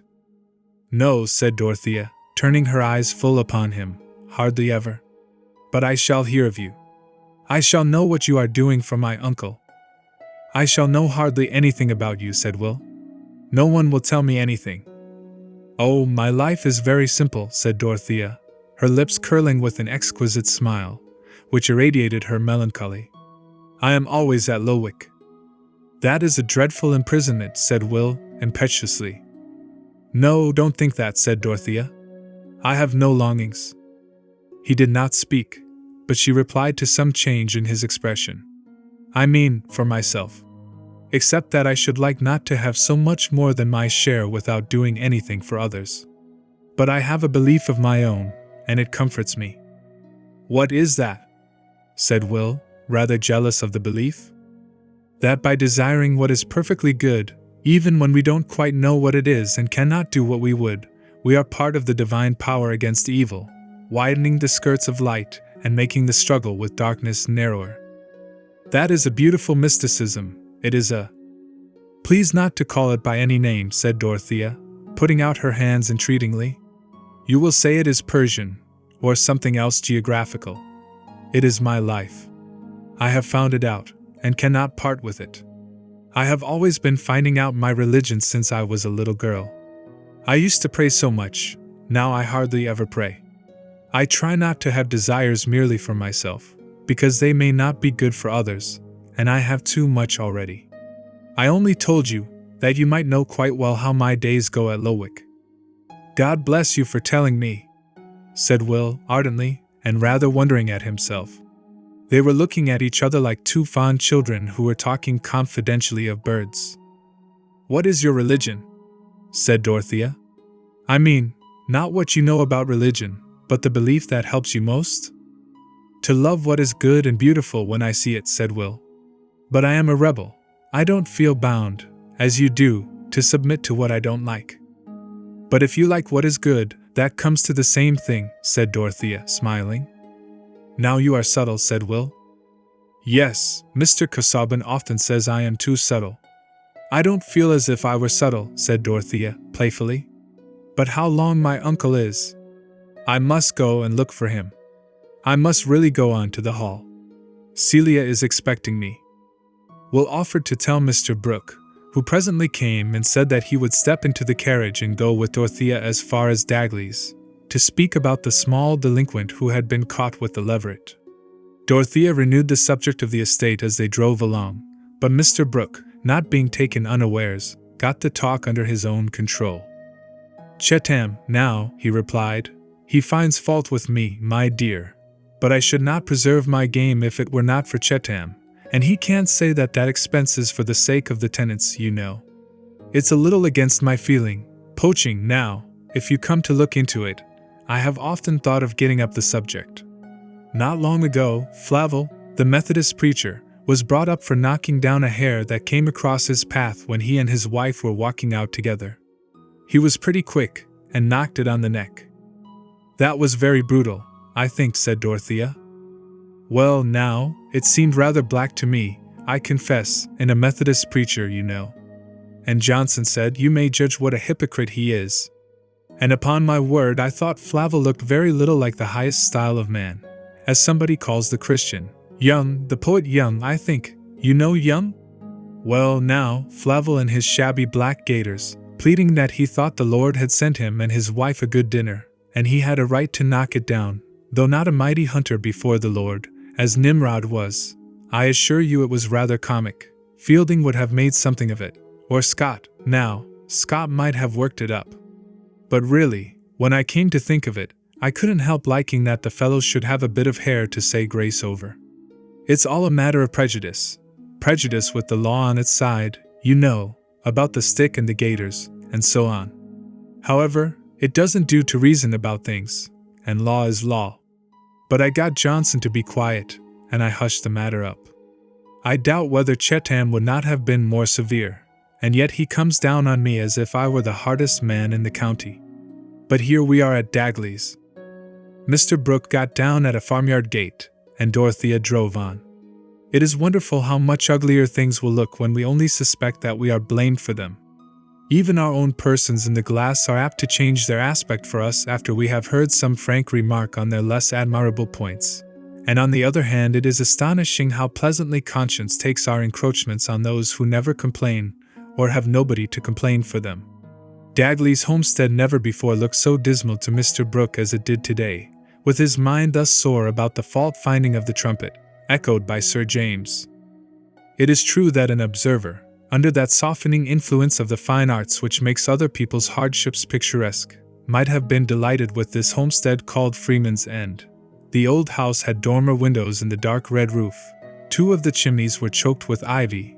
The large porch was blocked up with bundles of sticks, and half the windows were closed with grey worm-eaten shutters about which the jasmine boughs grew in wild luxuriance. The mouldering garden wall with hollyhocks peeping over it was a perfect study of highly mingled subdued color, and there was an aged goat, kept doubtless on interesting superstitious grounds, lying against the open back kitchen door. The mossy thatch of the cowshed, the broken grey barn doors, the pauper labourers in ragged breeches who had nearly finished unloading a wagon of corn into the barn ready for early thrashing, the scanty dairy of cows being tethered for milking and leaving one half of the shed in brown emptiness, the very pigs and white ducks seeming to wander about the uneven neglected yard as if in low spirits from feeding on a too meagre quality of rinsings, all these objects under the quiet light of a sky marbled with high clouds would have made a sort of picture which we have all paused over as a charming bit, touching other sensibilities than those which are stirred by the depression of the agricultural interest, with the sad lack of farming capital, as seen constantly in the newspapers of that time. But these troublesome associations were just now strongly present to Mr. Brooke, and spoiled the scene for him. Mr. Dagley himself made a figure in the landscape, carrying a pitchfork and wearing his milking hat, a very old beaver flattened in front. His coat and breeches were the best he had, and he would not have been wearing them on this weekday occasion if he had not been to market and returned later than usual, having given himself the rare treat of dining at the public table of the Blue Bull. How he came to fall into this extravagance would perhaps be matter of wonderment to himself on the morrow. But before dinner something in the state of the country, a slight pause in the harvest before the far dips were cut, the stories about the new king and the numerous handbills on the walls had seemed to warrant a little recklessness. It was a maxim about Middlemarch, and regarded as self-evident, that good meat should have good drink, which last Dagley interpreted as plenty of table ale well followed up by rum and water. These liquors have so far truth in them that they were not false enough to make poor Dagley seem merry. They only made his discontent less tongue-tied than usual. He had also taken too much in the shape of muddy political talk, a stimulant dangerously disturbing to his farming conservatism, which consisted in holding that whatever is bad, and any change is likely to be worse. He was flushed, and his eyes had a decidedly quarrelsome stare as he stood still grasping his pitchfork, while the landlord approached with his easy shuffling walk, one hand in his trouser pocket, and the other swinging round a thin walking stick.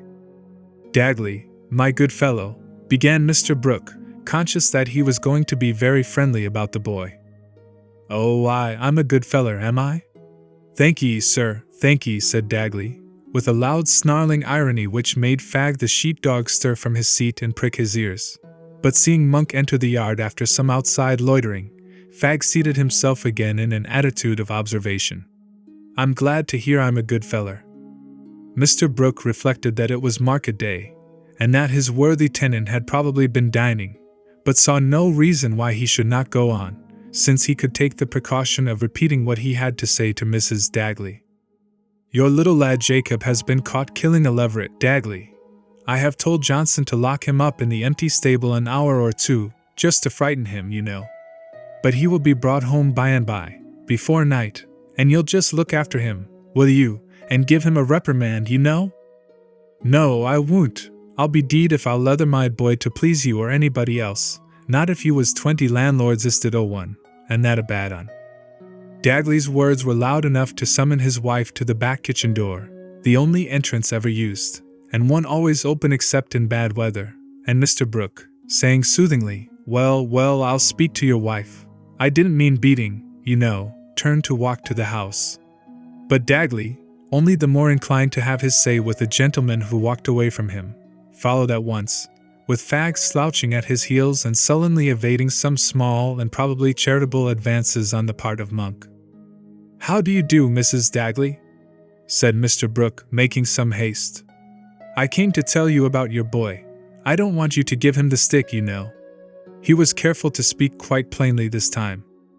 Overworked Mrs. Dagley, a thin, worn woman, from whose life pleasure had so entirely vanished that she had not even any Sunday clothes which could give her satisfaction in preparing for church, had already had a misunderstanding with her husband since he had come home, and was in low spirits, expecting the worst. But her husband was beforehand in answering. No, nor he won't hev the stick, whether you want it or no, pursued Dagley, throwing out his voice, as if he wanted it to hit hard. You've got no call to come and talk about sticks o' these premises, as you won't give a stick to'arty mending. Go to Middlemarch to ask for your character. You'd far better hold your tongue, Dagley, said the wife, and not kick your own trough over. When a man as is father of a family has been and spent money at market, and made himself the worse for liquor, he's done enough mischief for one day. But I should like to know what my boy's done, sir. Neither do you mind what he's done, said Dagley, more fiercely. It's my business to speak, and not yourn. And I will speak, too. I'll hev my say, supper or no.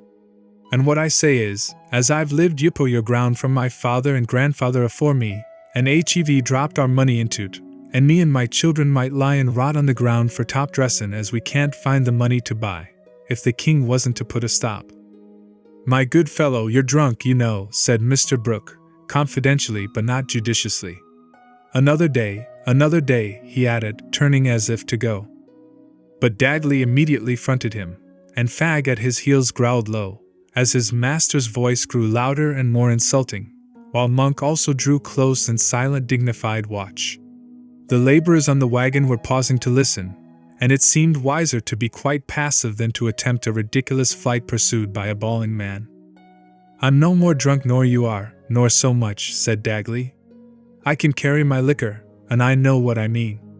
And I mean as the king you'll put a stop to tea, for them say it as knows it, as there's to be a rinform, and them landlords as never done the right thing by their tenants you'll be treated that way as they'll hev to scuttle off. And there's them I Middlemarch knows what the rinform is, and as knows who'll hev to scuttle. Says they, I know who your landlord is. And says I hope you're the better for knowing him, I aren't. Says they, he's a close-fisted un. Aye, says I, he's a man for the rinform, says they. That's what they says. And I made out what the rinform were, and it were to send you in your likes a Scotland and why pretty strong smelling things too. And you may do as you like now, for I'm none afeard on you. And you'd better let my boy alone, and look to yoursen, afore the rinform has got yupo your back. That's what I ain't got to say, concluded Mr. Dagley, striking his fork into the ground with a firmness which proved inconvenient as he tried to draw it up again. At this last action Monk began to bark loudly, and it was a moment for Mr. Brooke to escape. He walked out of the yard as quickly as he could, in some amazement at the novelty of his situation. He had never been insulted on his own land before, and had been inclined to regard himself as a general favorite. We are all apt to do so, when we think of our own amiability more than of what other people are likely to want of us. When he had quarrelled with Caleb Garth 12 years before, he had thought that the tenants would be pleased at the landlord's taking everything into his own hands. Some who follow the narrative of his experience may wonder at the midnight darkness of Mr. Dagley, but nothing was easier in those times than for an hereditary farmer of his grade to be ignorant, in spite somehow of having a rector in the twin parish who was a gentleman to the backbone, a curate nearer at hand who preached more learnedly than the rector, a landlord who had gone into everything, especially fine art and social improvement, and all the lights of Middlemarch, only 3 miles off. As to the facility with which mortals escape knowledge, try an average acquaintance in the intellectual blaze of London, and consider what that eligible person for a dinner party would have been if he had learned scant skill in summing from the parish clerk of Tipton, and read a chapter in the Bible with immense difficulty, because such names as Isaiah or Apollos remained unmanageable after twice spelling. Poor Dagley read a few verses sometimes on a Sunday evening, and the world was at least not darker to him than it had been before. Some things he knew thoroughly, namely, the slovenly habits of farming, and the awkwardness of weather, stock and crops, at Freeman's End, so called apparently by way of sarcasm, to imply that a man was free to quit it if he chose, but that there was no earthly beyond open to him. Chapter 40. In watching effects, if only of an electric battery, it is often necessary to change our place and examine a particular mixture or group at some distance from the point where the movement we are interested in was set up. The group I am moving towards is at Caleb Garth's breakfast table in the large parlor where the maps and desk were, father, mother, and 5 of the children. Mary was just now at home waiting for a situation, while Christy, the boy next to her, was getting cheap learning and cheap fare in Scotland, having to his father's disappointment taken to books instead of that sacred calling business. The letters had come, 9 costly letters, for which the postman had been paid 3 and 2pence, and Mr. Garth was forgetting his tea and toast while he read his letters and laid them open one above the other, sometimes swaying his head slowly, sometimes screwing up his mouth in inward debate, but not forgetting to cut off a large red seal unbroken, which Letty snatched up like an eager terrier. The talk among the rest went on unrestrainedly, for nothing disturbed Caleb's absorption except shaking the table when he was writing. 2 letters of the 9 had been for Mary. After reading them, she had passed them to her mother, and sat playing with her teaspoon absently, till with a sudden recollection she returned to her sewing, which she had kept on her lap during breakfast. "Oh, don't sew, Mary," said Ben, pulling her arm down. "Make me a peacock with this breadcrumb." He had been kneading a small mass for the purpose. "No, no, mischief," said Mary good-humoredly, while she pricked his hand lightly with her needle.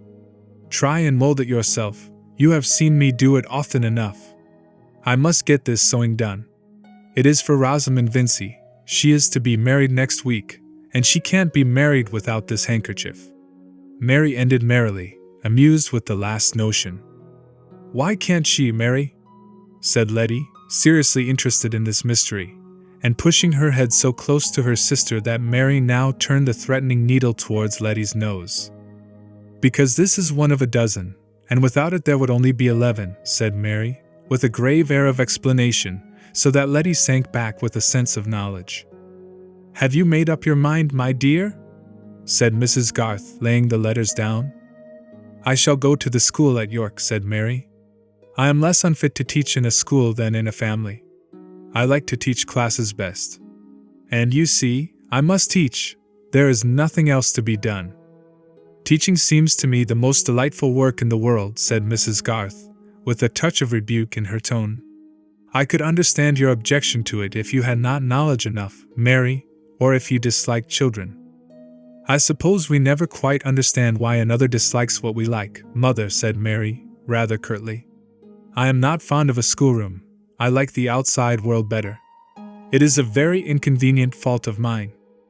"It must be very stupid to be always in a girls' school," said Alfred. "Such a set of nincompoops, like Mrs. Ballard's pupils walking 2 and 2. "And they have no games worth playing at," said Jim. "They can neither throw nor leap." I don't wonder at Mary's not liking it." "What is that Mary doesn't like, eh?" said the father, looking over his spectacles and pausing before he opened his next letter. "Being among a lot of nincompoop girls," said Alfred. "Is it the situation you had heard of, Mary?" said Caleb, gently, looking at his daughter. "Yes, father, the school at York. I have determined to take it. It is quite the best. £35 a year, and extra pay for teaching the smallest strummers at the piano." "Poor child. I wish she could stay at home with us, Susan," said Caleb, looking plaintively at his wife. "Mary would not be happy without doing her duty," said Mrs. Garth, magisterially, conscious of having done her own. "It wouldn't make me happy to do such a nasty duty as that," said Alfred, at which Mary and her father laughed silently, but Mrs. Garth said gravely, "Do find a fitter word than nasty, my dear Alfred, for everything that you think disagreeable. And suppose that Mary could help you to go to Mr. Hammer's with the money she gets? That seems to me a great shame. But she's an old brick," said Alfred, rising from his chair, and pulling Mary's head backward to kiss her. Mary colored and laughed, but could not conceal that the tears were coming. Caleb, looking on over his spectacles, with the angles of his eyebrows falling, had an expression of mingled delight and sorrow as he returned to the opening of his letter, and even Mrs. Garth, her lips curling with a calm contentment, allowed that inappropriate language to pass without correction, although Ben immediately took it up, and sang, "She's an old brick, old brick, old brick," to a cantering measure, which he beat out with his fist on Mary's arm. But Mrs. Garth's eyes were now drawn towards her husband, who was already deep in the letter he was reading. His face had an expression of grave surprise, which alarmed her a little, but he did not like to be questioned while he was reading, and she remained anxiously watching till she saw him suddenly shaken by a little joyous laugh as he turned back to the beginning of the letter, and looking at her above his spectacles, said, in a low tone, "What do you think, Susan?" She went and stood behind him, putting her hand on his shoulder, while they read the letter together. It was from Sir James Chetham, offering to Mr. Garth the management of the family estates at Fraught and elsewhere, and adding that Sir James had been requested by Mr. Brooke of Tipton to ascertain whether Mr. Garth would be disposed at the same time to resume the agency of the Tipton property. The baronet added in very obliging words that he himself was particularly desirous of seeing the Fraught and Tipton estates under the same management, and he hoped to be able to show that the double agency might be held on terms agreeable to Mr. Garth, whom he would be glad to see at the Hall at 12 o'clock on the following day. "He writes handsomely, doesn't he, Susan?" said Caleb, turning his eyes upward to his wife, who raised her hand from his shoulder to his ear, while she rested her chin on his head. "Brooke didn't like to ask me himself, I can see," he continued, laughing silently. "Here is an honor to your father, children," said Mrs. Garth, looking round at the 5 pair of eyes, all fixed on the parents. "He is asked to take a post again by those who dismissed him long ago. That shows that he did his work well, so that they feel the want of him. Like Cincinnatus, hooray!" said Ben, riding on his chair, with a pleasant confidence that discipline was relaxed. "Will they come to fetch him, mother?"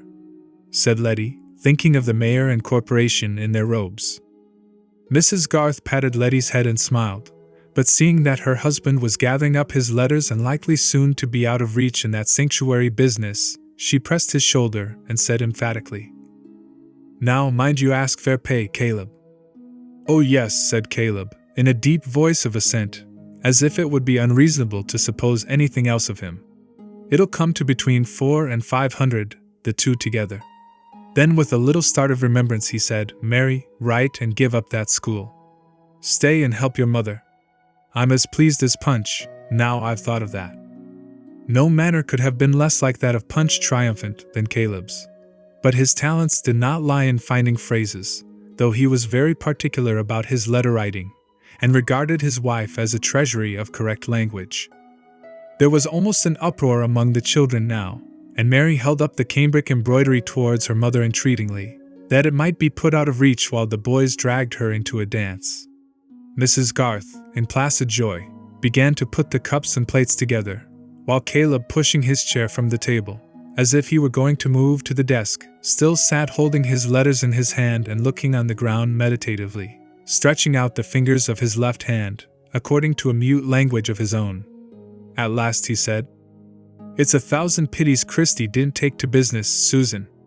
I shall want help by and by. And Alfred must go off to the engineering. I've made up my mind to that." He fell into meditation and finger rhetoric again for a little while, and then continued, "I shall make Brooke have new agreements with the tenants, and I shall draw up a rotation of crops.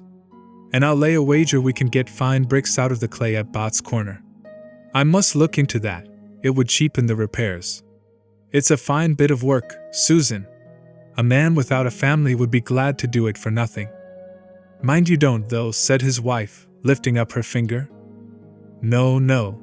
But it's a fine thing to come to a man when he's seen into the nature of business, to have the chance of getting a bit of the country into good fettle, as they say, and putting men into the right way with their farming, and getting a bit of good contriving and solid building done, that those who are living and those who come after will be the better for. I'd sooner have it than a fortune. I hold it the most honorable work, that is." Here Caleb laid down his letters, thrust his fingers between the buttons of his waistcoat, and sat upright, but presently proceeded with some awe in his voice and moving his head slowly aside, "It's a great gift of God, Susan."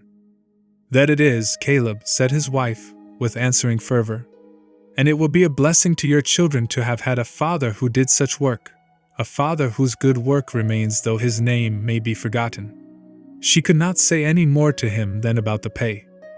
In the evening, when Caleb, rather tired with his day's work, was seated in silence with his pocket-book open on his knee, while Mrs. Garth and Mary were at their sewing, and Letty in a corner was whispering a dialogue with her doll, Mr. Fairbrother came up the orchard walk, dividing the bright August lights and shadows with the tufted grass and the apple-tree boughs. We know that he was fond of his parishioners the Garths, and had thought Mary worth mentioning to Lydgate. He used to the full the clergyman's privilege of disregarding the Middlemarch discrimination of ranks, and always told his mother that Mrs. Garth was more of a lady than any matron in the town. Still, you see, he spent his evenings at the Vincys', where the matron, though less of a lady, presided over a well-lit drawing-room and whist. In those days human intercourse was not determined solely by respect. But the vicar did heartily respect the Garths, and a visit from him was no surprise to that family. Nevertheless, he accounted for it even while he was shaking hands, by saying, "I come as an envoy, Mrs. Garth. I have something to say to you and Garth on behalf of Fred Vincy.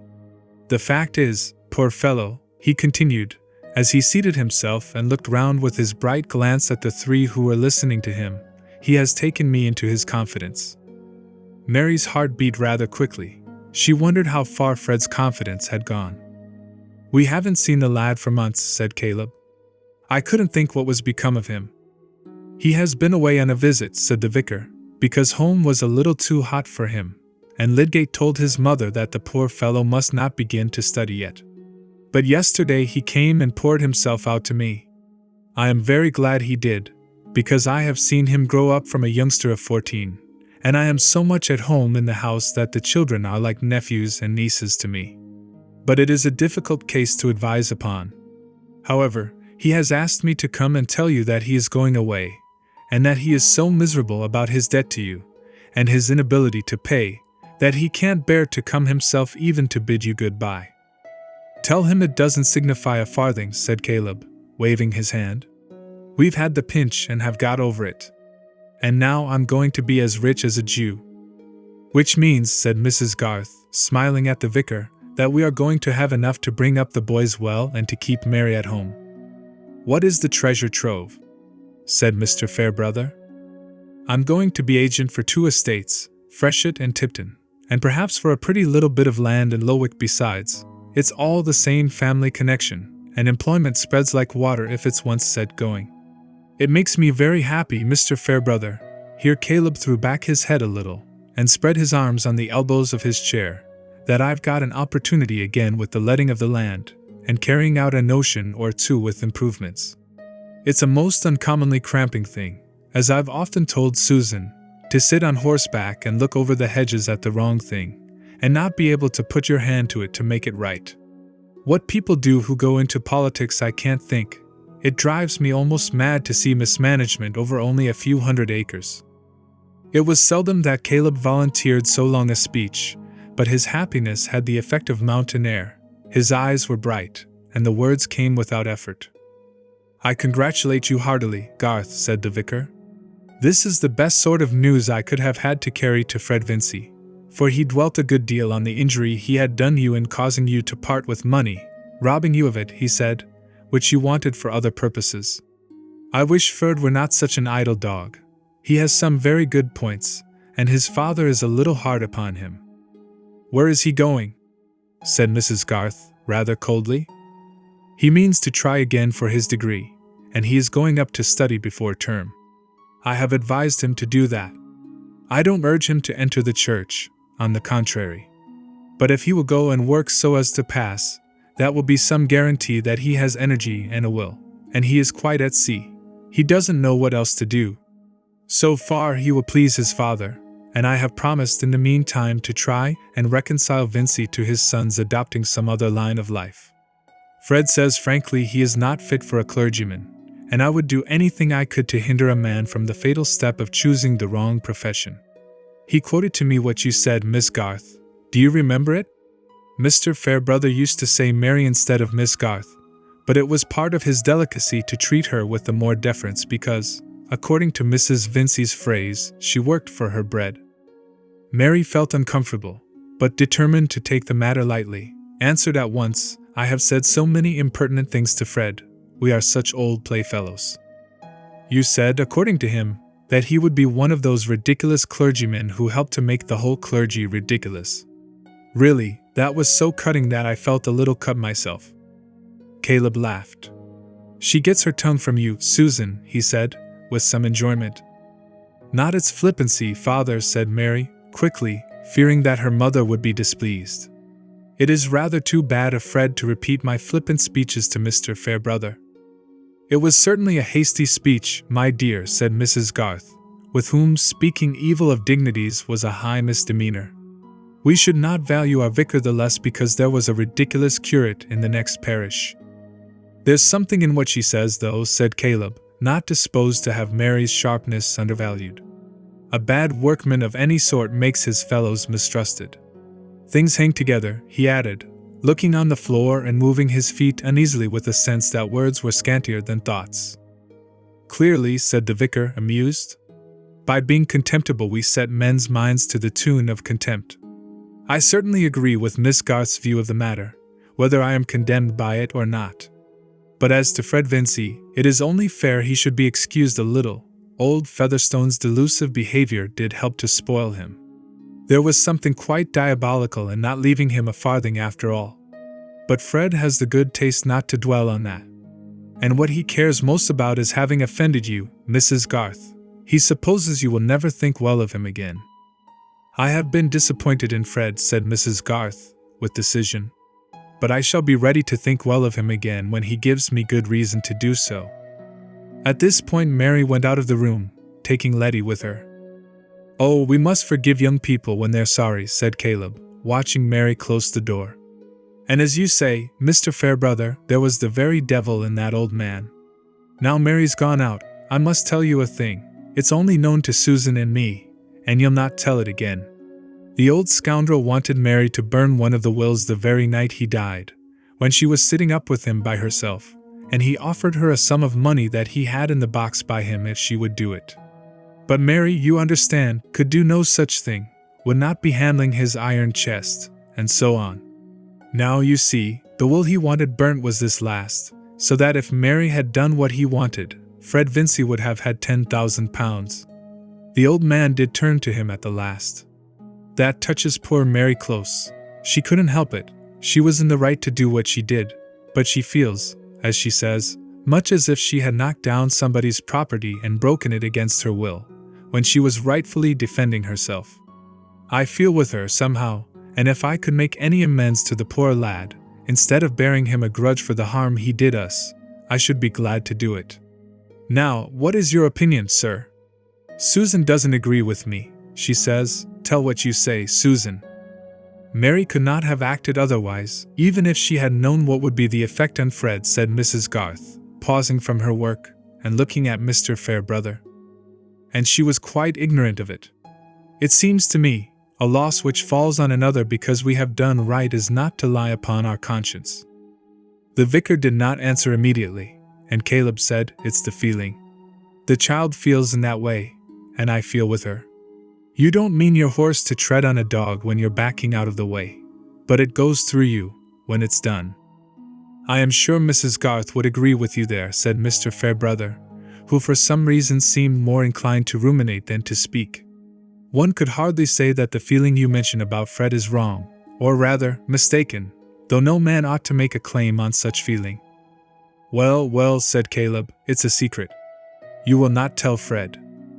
"Certainly not. But I shall carry the other good news, that you can afford the loss he caused you." Mr. Fairbrother left the house soon after, and seeing Mary in the orchard with Letty, went to say good-bye to her.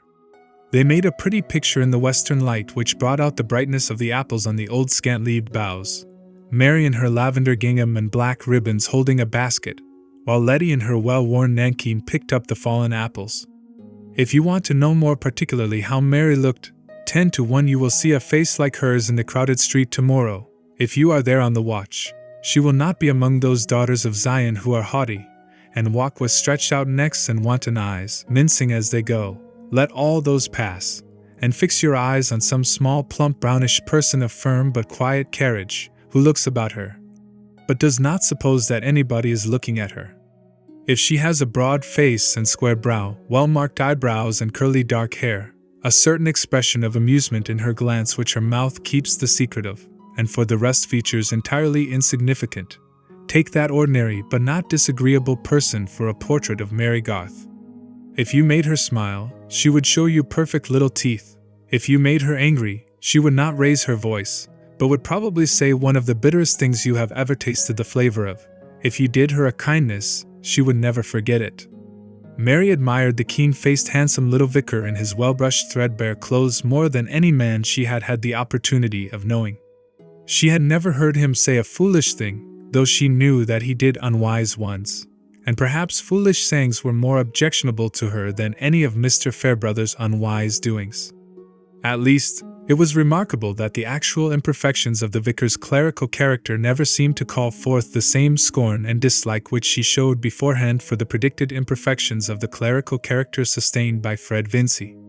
These irregularities of judgment, I imagine, are found even in riper minds than Mary Garth's. Our impartiality is kept for abstract merit and demerit, which none of us ever saw. Will any one guess towards which of those widely different men Mary had the peculiar woman's tenderness? The one she was most inclined to be severe on, or the contrary? "Have you any message for your old playfellow, Miss Garth?" said the vicar, as he took a fragrant apple from the basket which she held towards him, and put it in his pocket. "Something to soften down that harsh judgment? I am going straight to see him." "No," said Mary, shaking her head, and smiling. "If I were to say that he would not be ridiculous as a clergyman, I must say that he would be something worse than ridiculous.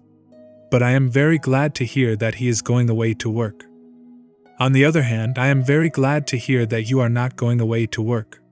My mother, I am sure, will be all the happier if you will come to see her at the vicarage. You know she is fond of having young people to talk to, and she has a great deal to tell about old times. You will really be doing a kindness." "I should like it very much, if I may," said Mary. "Everything seems too happy for me all at once. I thought it would always be part of my life to long for home, and losing that grievance makes me feel rather empty. I suppose it served instead of sense to fill up my mind?" "May I go with you, Mary?" whispered Letty, a most inconvenient child, who listened to everything. But she was made exultant by having her chin pinched and her cheek kissed by Mr. Fairbrother, an incident which she narrated to her mother and father. As the vicar walked to Lowick, anyone watching him closely might have seen him twice shrug his shoulders. I think that the rare Englishmen who have this gesture are never of the heavy type, for fear of any lumbering instance to the contrary. I will say, hardly ever. They have usually a fine temperament and much tolerance towards the smaller errors of men, themselves inclusive. The vicar was holding an inward dialogue in which he told himself that there was probably something more between Fred and Mary Garth than the regard of old playfellows, and replied with a question whether that bit of womanhood were not a great deal too choice for that crude young gentleman. The rejoinder to this was the first shrug. Then he laughed at himself for being likely to have felt jealous, as if he had been a man able to marry, which, added he, it is as clear as any balance sheet that I am not. Whereupon followed the second shrug. What could two men, so different from each other, see in this brown patch, as Mary called herself? It was certainly not her plainness that attracted them, and let all plain young ladies be warned against the dangerous encouragement given them by society to confide in their want of beauty.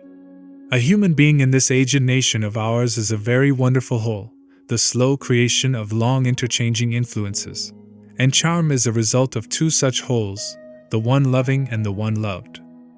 When Mr. and Mrs. Garth were sitting alone, Caleb said, "Susan, guess what I'm thinking of." "The rotation of crops," said Mrs. Garth, smiling at him, above her knitting, "or else the back doors of the Tipton cottages." "No," said Caleb gravely, "I am thinking that I could do a great turn for Fred Vincy. Christie's gone, Alfred will be gone soon, and it will be 5 years before Jim is ready to take to business. I shall want help, and Fred might come in and learn the nature of things and act under me, and it might be the making of him into a useful man, if he gives up being a parson. What do you think?" "I think there is hardly anything honest that his family would object to more," said Mrs. Garth, decidedly. "What care I about their objecting?" said Caleb, with a sturdiness which he was apt to show when he had an opinion. "The lad is of age and must get his bread. He has sense enough and quickness enough. He likes being on the land, and it's my belief that he could learn business well if he gave his mind to it." "But would he? His father and mother wanted him to be a fine gentleman, and I think he has the same sort of feeling himself. They all think us beneath them. And if the proposal came from you, I am sure Mrs. Vincy would say that we wanted Fred for Mary." "Life is a poor tale, if it is to be settled by nonsense of that sort," said Caleb, with disgust. "Yes, but there is a certain pride which is proper, Caleb. I call it improper pride to let fools' notions hinder you from doing a good action. There's no sort of work," said Caleb, with fervor, putting out his hand and moving it up and down to mark his emphasis, "that could ever be done well, if you minded what fools say. You must have it inside you that your plan is right, and that plan you must follow." "I will not oppose any plan you have set your mind on, Caleb," said Mrs. Garth, who was a firm woman, but knew that there were some points on which her mild husband was yet firmer. "Still, it seems to be fixed that Fred is to go back to college. Will it not be better to wait, and see what he will choose to do after that? It is not easy to keep people against their will. And you are not yet quite sure enough of your own position, or what you will want. Well, it may be better to wait a bit. But as to my getting plenty of work for two, I'm pretty sure of that. I've always had my hands full with scattered things, and there's always something fresh turning up. Why, only yesterday, bless me, I don't think I told you, it was rather odd that two men should have been at me on different sides to do the same bit of valuing." "And who do you think they were?" said Caleb, taking a pinch of snuff and holding it up between his fingers, as if it were a part of his exposition. He was fond of a pinch when it occurred to him, but he usually forgot that this indulgence was at his command. His wife held down her knitting and looked attentive. "Why, that Rig, or Rig Featherstone, was one. But Bulstrode was before him, so I'm going to do it for Bulstrode. Whether it's mortgage or purchase they're going for, I can't tell yet." "Can that man be going to sell the land just left him, which he has taken the name for?" said Mrs. Garth. "Deuce knows," said Caleb, who never referred the knowledge of discreditable doings to any higher power than the deuce. "But Bulstrode has long been wanting to get a handsome bit of land under his fingers, that I know. And it's a difficult matter to get, in this part of the country." Caleb scattered his snuff carefully instead of taking it, and then added, "The ins and outs of things are curious. Here is the land they've been all along expecting for Fred, which it seems the old man never meant to leave him a foot of, but left it to this side slip of a son that he kept in the dark, and thought of his sticking there and vexing everybody as well as he could have vexed them himself if he could have kept alive. I say, it would be curious if it got into Bulstrode's hands after all. The old man hated him, and never would bank with him. What reason could the miserable creature have for hating a man whom he had nothing to do with? Said Mrs. Garth. Pooh! Where's the use of asking for such fellows' reasons? The soul of man, said Caleb, with the deep tone and grave shake of the head which always came when he used this phrase, the soul of man, when it gets fairly rotten, will bear you all sorts of poisonous toadstools, and no eye can see whence came the seed thereof. It was one of Caleb's quaintnesses, that in his difficulty of finding speech for his thought, he caught, as it were, snatches of diction which he associated with various points of view or states of mind, and whenever he had a feeling of awe, he was haunted by a sense of biblical phraseology, though he could hardly have given a strict quotation. Chapter 41. The transactions referred to by Caleb Garth as having gone forward between Mr. Bulstrode and Mr. Joshua Rigg Featherstone concerning the land attached to Stone Court, had occasioned the interchange of a letter or two between these personages. Who shall tell what may be the effect of writing? If it happens to have been cut in stone, though it lie face downmost for ages on a forsaken beach, or rest quietly under the drums and tramplings of many conquests, it may end by letting us into the secret of usurpations and other scandals gossiped about long empires ago, this world being apparently a huge whispering gallery. Such conditions are often minutely represented in our petty lifetimes. As the stone which has been kicked by generations of clowns may come by curious little links of effect under the eyes of a scholar, through whose labors it may at last fix the date of invasions and unlock religions, so a bit of ink and paper which has long been an innocent wrapping or stopgap may at last be laid open under the one pair of eyes which have knowledge enough to turn it into the opening of a catastrophe. To Uriah watching the progress of planetary history from the sun, the one result would be just as much of a coincidence as the other. Having made this rather lofty comparison, I am less uneasy in calling attention to the existence of low people by whose interference, however little we may like it, the course of the world is very much determined. It would be well, certainly, if we could help to reduce their number, and something might perhaps be done by not lightly giving occasion to their existence. Socially speaking, Joshua Rigg would have been generally pronounced a superfluity. But those who, like Peter Featherstone, never had a copy of themselves demanded, are the very last to wait for such a request either in prose or verse. The copy in this case bore more of outside resemblance to the mother, in whose sex frog features, accompanied with fresh-colored cheeks and a well-rounded figure, are compatible with much charm for a certain order of admirers. The result is sometimes a frog-faced male, desirable, surely, to no order of intelligent beings, especially when he is suddenly brought into evidence to frustrate other people's expectations, the very lowest aspect in which a social superfluity can present himself. But Mr. Rigg Featherstone's low characteristics were all of the sober, water-drinking kind.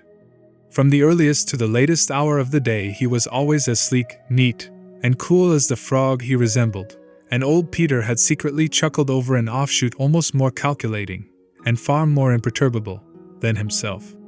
I will add that his fingernails were scrupulously attended to, and that he meant to marry a well-educated young lady, as yet unspecified, whose person was good, and whose connections, in a solid middle-class way, were undeniable.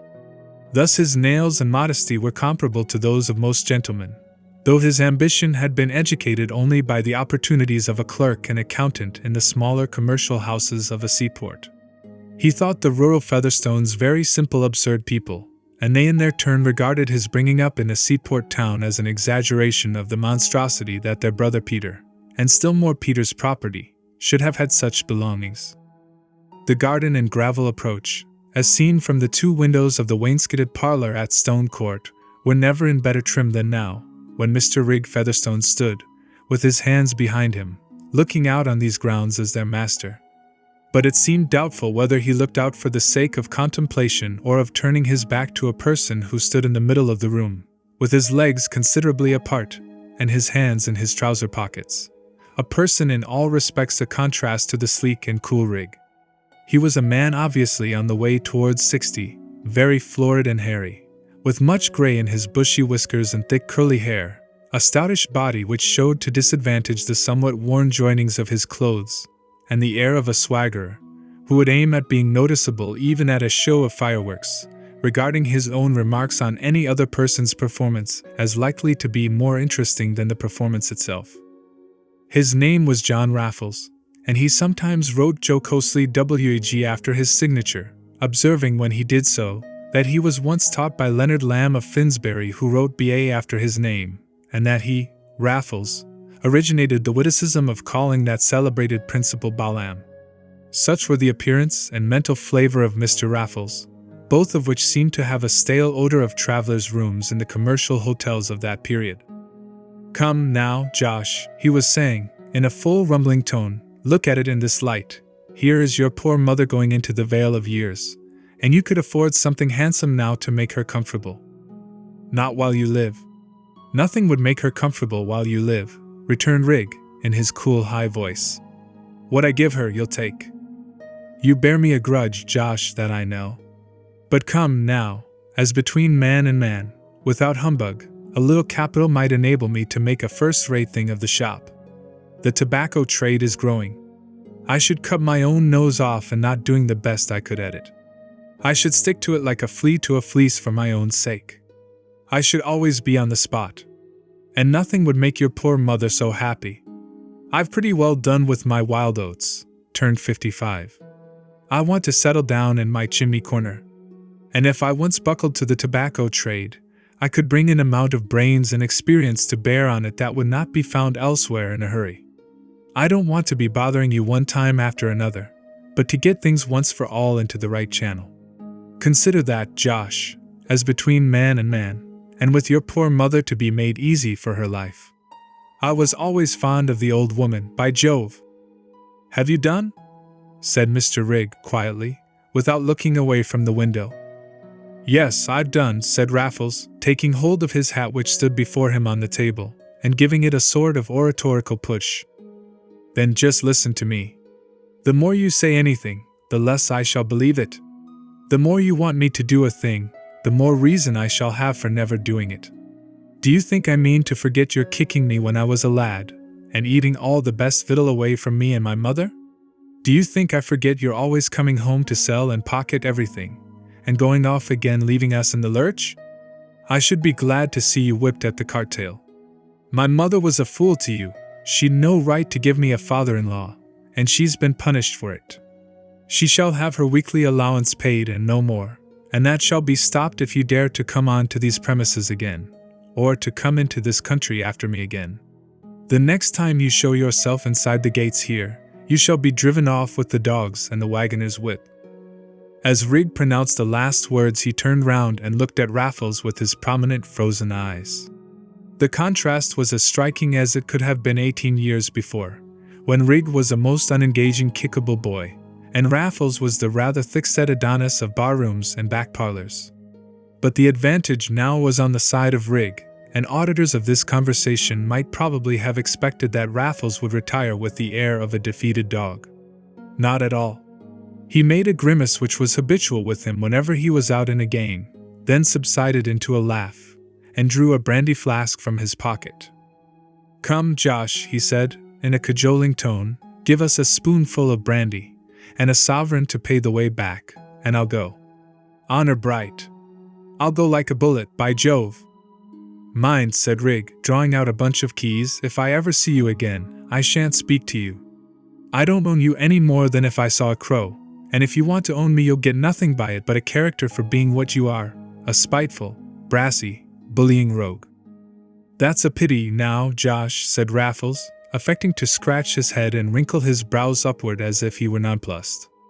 "I'm very fond of you, by Jove I am. There's nothing I like better than plaguing you. You're so like your mother, and I must do without it. But the brandy and the sovereign's a bargain." He jerked forward the flask and Rigg went to a fine old oaken bureau with his keys. But Raffles had reminded himself by his movement with the flask that it had become dangerously loose from its leather covering, and catching sight of a folded paper which had fallen within the fender, he took it up and shoved it under the leather so as to make the glass firm. By that time Rigg came forward with a brandy bottle, filled the flask, and handed Raffles a sovereign, neither looking at him nor speaking to him.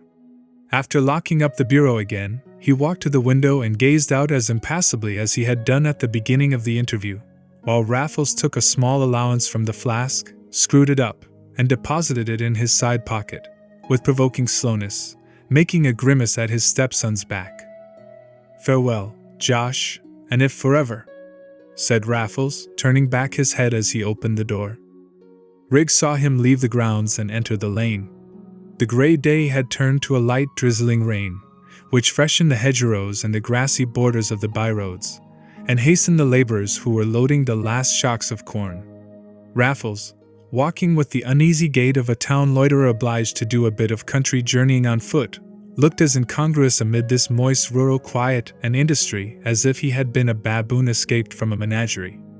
But there were none to stare at him except the long-weaned calves, and none to show dislike of his appearance except the little water rats which rustled away at his approach. He was fortunate enough when he got onto the highroad to be overtaken by the stagecoach, which carried him to Brassing, and there he took the new-made railway, observing to his fellow passengers that he considered it pretty well seasoned now it had done for Huskisson. Mr. Raffles on most occasions kept up the sense of having been educated at an academy, and being able, if he chose, to pass well everywhere. Indeed, there was not one of his fellow-men whom he did not feel himself in a position to ridicule and torment, confident of the entertainment which he thus gave to all the rest of the company. He played this part now with as much spirit as if his journey had been entirely successful, resorting at frequent intervals to his flask. The paper with which he had wedged it was a letter signed Nicholas Bulstrode, but Raffles was not likely to disturb it from its present useful position. Chapter 42. One of the professional calls made by Lydgate soon after his return from his wedding journey was to Lowick Manor, in consequence of a letter which had requested him to fix a time for his visit. Mr. Casaubon had never put any question concerning the nature of his illness to Lydgate, nor had he even to Dorothea betrayed any anxiety as to how far it might be likely to cut short his labors or his life. On this point, as on all others, he shrank from pity, and if the suspicion of being pitted for anything in his lot surmised or known in spite of himself was embittering, the idea of calling forth a show of compassion by frankly admitting an alarm or a sorrow was necessarily intolerable to him. Every proud mind knows something of this experience, and perhaps it is only to be overcome by a sense of fellowship deep enough to make all efforts at isolation seem mean and petty instead of exalting. But Mr. Casaubon was now brooding over something through which the question of his health and life haunted his silence with a more harassing importunity even than through the autumnal unripeness of his authorship. It is true that this last might be called his central ambition, but there are some kinds of authorship in which by far the largest result is the uneasy susceptibility accumulated in the consciousness of the author. One knows of the river by a few streaks amid a long-gathered deposit of uncomfortable mud. That was the way with Mr. Casaubon's hard intellectual labors. Their most characteristic result was not the key to all mythologies, but a morbid consciousness that others did not give him the place which he had not demonstrably merited, a perpetual suspicious conjecture that the views entertained of him were not to his advantage, a melancholy absence of passion in his efforts at achievement, and a passionate resistance to the confession that he had achieved nothing. Thus his intellectual ambition, which seemed to others to have absorbed and dried him, was really no security against wounds, least of all against those which came from Dorothea. And he had begun now to frame possibilities for the future which were somehow more embittering to him than anything his mind had dwelt on before. Against certain facts he was helpless, against Wladislaw's existence, his defiant stay in the neighborhood of Lowick, and his flippant state of mind with regard to the possessors of authentic, well-stamped erudition, against Dorothea's nature, always taking on some new shape of ardent activity, and even in submission and silence covering fervid reasons which it was an irritation to think of, against certain notions and likings which had taken possession of her mind in relation to subjects that he could not possibly discuss with her. There was no denying that Dorothea was as virtuous and lovely a young lady as he could have obtained for a wife. But a young lady turned out to be something more troublesome than he had conceived. She nursed him, she read to him, she anticipated his wants, and was solicitous about his feelings. But there had entered into the husband's mind the certainty that she judged him, and that her wifely devotedness was like a penitential expiation of unbelieving thoughts, was accompanied with a power of comparison by which himself and his doings were seen too luminously as a part of things in general. His discontent passed vapor-like through all her gentle loving manifestations, and clung to that inappreciative world which she had only brought nearer to him. Poor Mr. Casaubon! This suffering was the harder to bear because it seemed like a betrayal. The young creature who had worshipped him with perfect trust had quickly turned into the critical wife, and early instances of criticism and resentment had made an impression which no tenderness and submission afterwards could remove. To his suspicious interpretation, Dorothea's silence now was a suppressed rebellion. A remark from her which he had not in any way anticipated was an assertion of conscious superiority. Her gentle answers had an irritating cautiousness in them, and when she acquiesced it was a self-approved effort of forbearance. The tenacity with which he strove to hide this inward drama made it the more vivid for him, as we hear with the more keenness what we wish others not to hear. Instead of wondering at this result of misery in Mr. Casaubon, I think it quite ordinary. Will not a tiny speck very close to our vision blot out the glory of the world, and leave only a margin by which we see the blot? I know no speck so troublesome as self. And who, if Mr. Casaubon had chosen to expound his discontents, his suspicions that he was not any longer adored without criticism, could have denied that they were founded on good reasons? On the contrary, there was a strong reason to be added, which he had not himself taken explicitly into account, namely, that he was not unmixedly adorable. He suspected this, however, as he suspected other things, without confessing it, and like the rest of us, felt how soothing it would have been to have a companion who would never find it out. This sore susceptibility in relation to Dorothea was thoroughly prepared before Will Ladislaw had returned to Lowick, and what had occurred since then had brought Mr. Casaubon's power of suspicious construction into exasperated activity. To all the facts which he knew, he added imaginary facts both present and future which became more real to him than those because they called up a stronger dislike, a more predominating bitterness. Suspicion and jealousy of Will Ladislaw's intentions, suspicion and jealousy of Dorothea's impressions, were constantly at their weaving work. It would be quite unjust to him to suppose that he could have entered into any coarse misinterpretation of Dorothea. His own habits of mind and conduct, quite as much as the open elevation of her nature, saved him from any such mistake. What he was jealous of was her opinion, the sway that might be given to her ardent mind in its judgments, and the future possibilities to which these might lead her. As to Will, though until his last defiant letter he had nothing definite which he would choose formally to allege against him, he felt himself warranted in believing that he was capable of any design which could fascinate a rebellious temper and an undisciplined impulsiveness. He was quite sure that Dorothea was the cause of Will's return from Rome, and his determination to settle in the neighborhood, and he was penetrating enough to imagine that Dorothea had innocently encouraged this course. It was as clear as possible that she was ready to be attached to Will and to be pliant to his suggestions. They had never had a tête-à-tête without her bringing away from it some new troublesome impression, and the last interview that Mr. Casaubon was aware of, Dorothea, on returning from Freshitt Hall, had for the first time been silent about having seen Will, had led to a scene which roused an angrier feeling against them both than he had ever known before. Dorothea's outpouring of her notions about money, in the darkness of the night, had done nothing but bring a mixture of more odious foreboding into her husband's mind. And there was the shock lately given to his health, always sadly present with him. He was certainly much revived. He had recovered all his usual power of work. The illness might have been mere fatigue, and there might still be 20 years of achievement before him, which would justify the 30 years of preparation. That prospect was made the sweeter by a flavor of vengeance against the hasty sneers of Carp and company. For even when Mr. Casaubon was carrying his taper among the tombs of the past, those modern figures came athwart the dim light, and interrupted his diligent exploration. To convince Carp of his mistake, so that he would have to eat his own words with a good deal of indigestion, would be an agreeable accident of triumphant authorship, which the prospect of living to future ages on earth and to all eternity in heaven could not exclude from contemplation.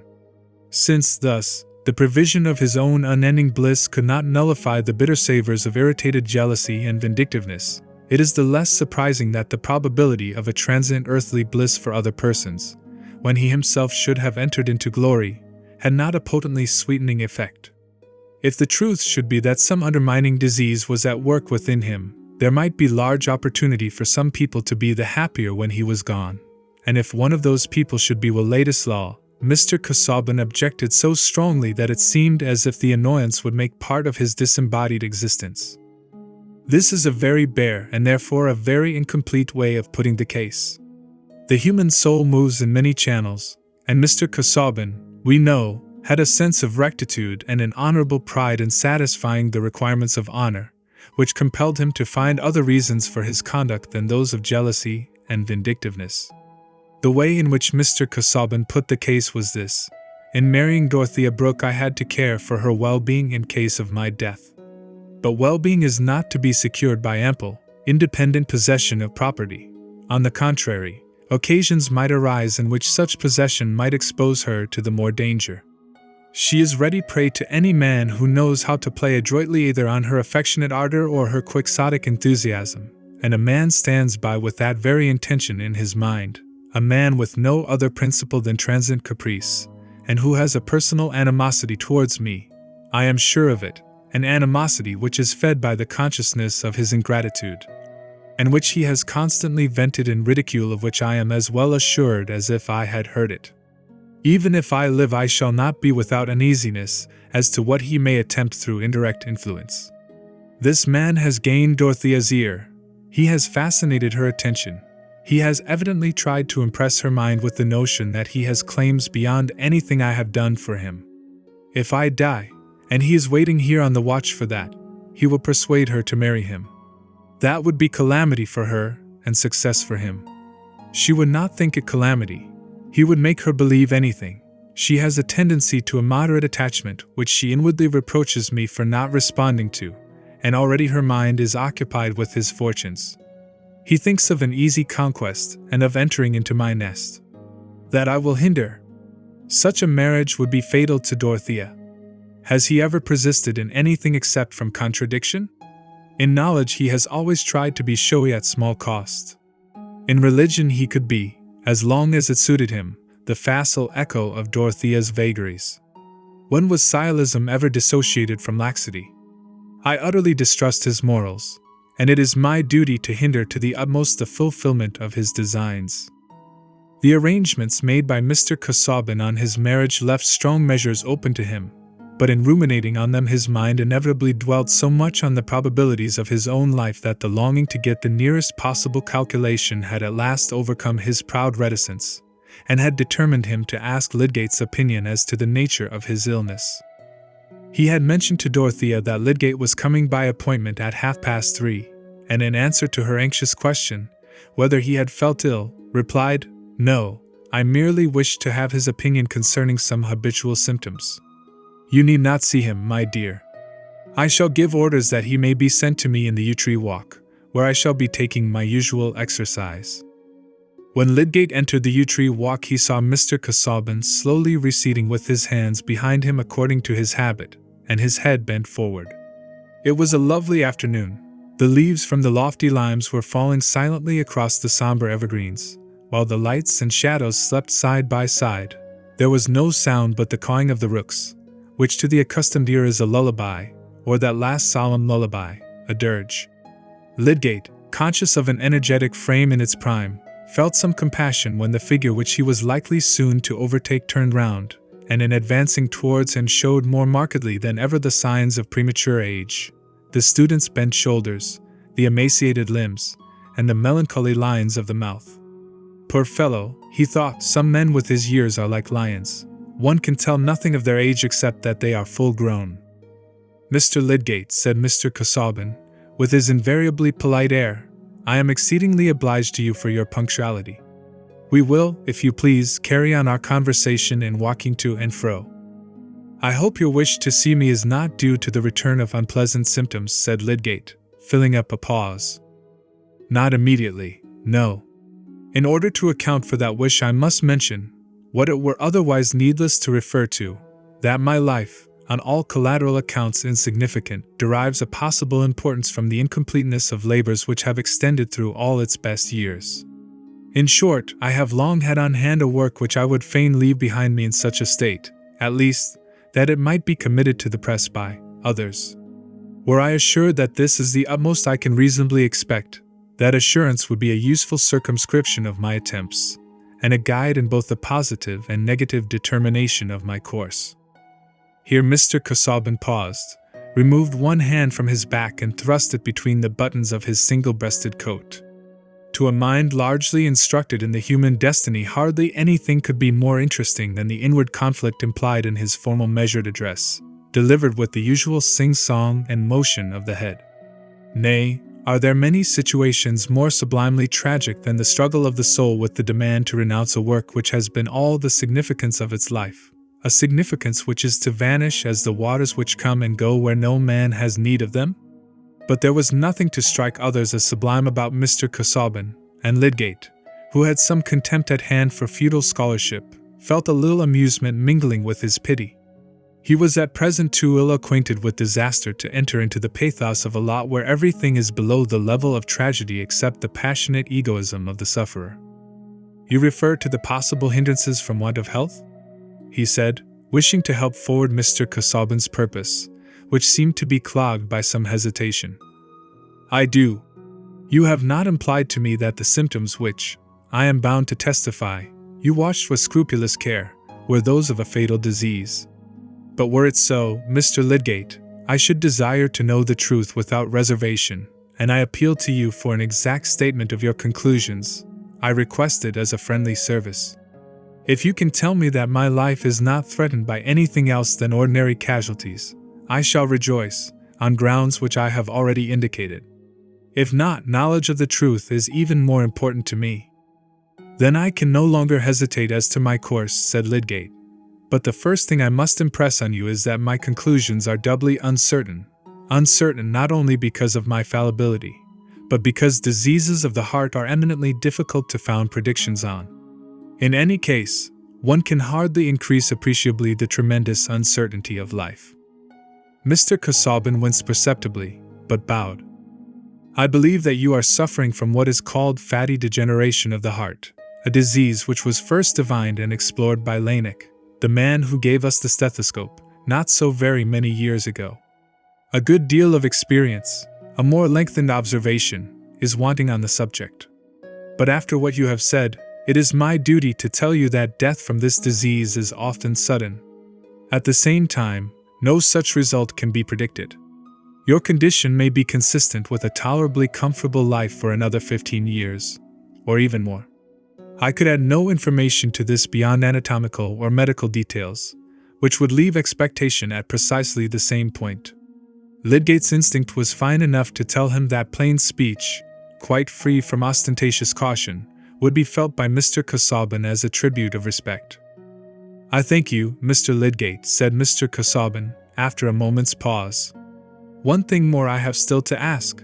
Did you communicate what you have now told me to Mrs. Casaubon?" "Partly, I mean, as to the possible issues." Lydgate was going to explain why he had told Dorothea, but Mr. Casaubon, with an unmistakable desire to end the conversation, waved his hand slightly, and said again, "I thank you," proceeding to remark on the rare beauty of the day.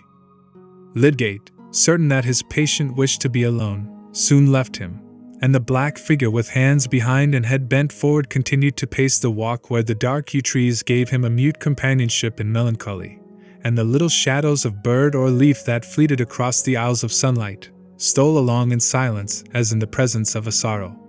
Here was a man who now for the first time found himself looking into the eyes of death, who was passing through one of those rare moments of experience when we feel the truth of a commonplace, which is as different from what we call knowing it, as the vision of waters upon the earth is different from the delirious vision of the water which cannot be had to cool the burning tongue. When the commonplace "we must all die" transforms itself suddenly into the acute consciousness "I must die," and soon, then death grapples us, and his fingers are cruel. Afterwards, he may come to fold us in his arms as our mother did, and our last moment of dim earthly discerning may be like the first.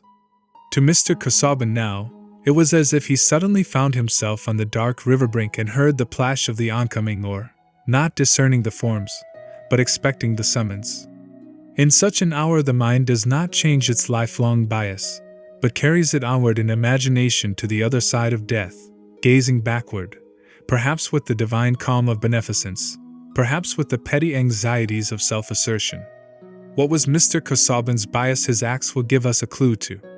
He held himself to be, with some private scholarly reservations, a believing Christian, as to estimates of the present and hopes of the future. But what we strive to gratify, though we may call it a distant hope, is an immediate desire.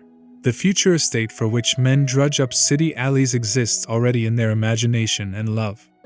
And Mr. Casaubon's immediate desire was not for divine communion and light divested of earthly conditions. His passionate longings, poor man, clung low and mist-like in very shady places. Dorothea had been aware when Lydgate had ridden away, and she had stepped into the garden, with the impulse to go at once to her husband.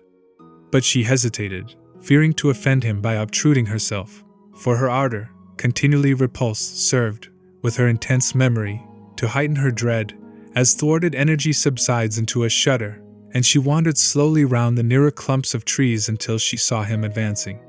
Then she went towards him, and might have represented a heaven-sent angel coming with a promise that the short hours remaining should yet be filled with that faithful love which clings the closer to a comprehended grief.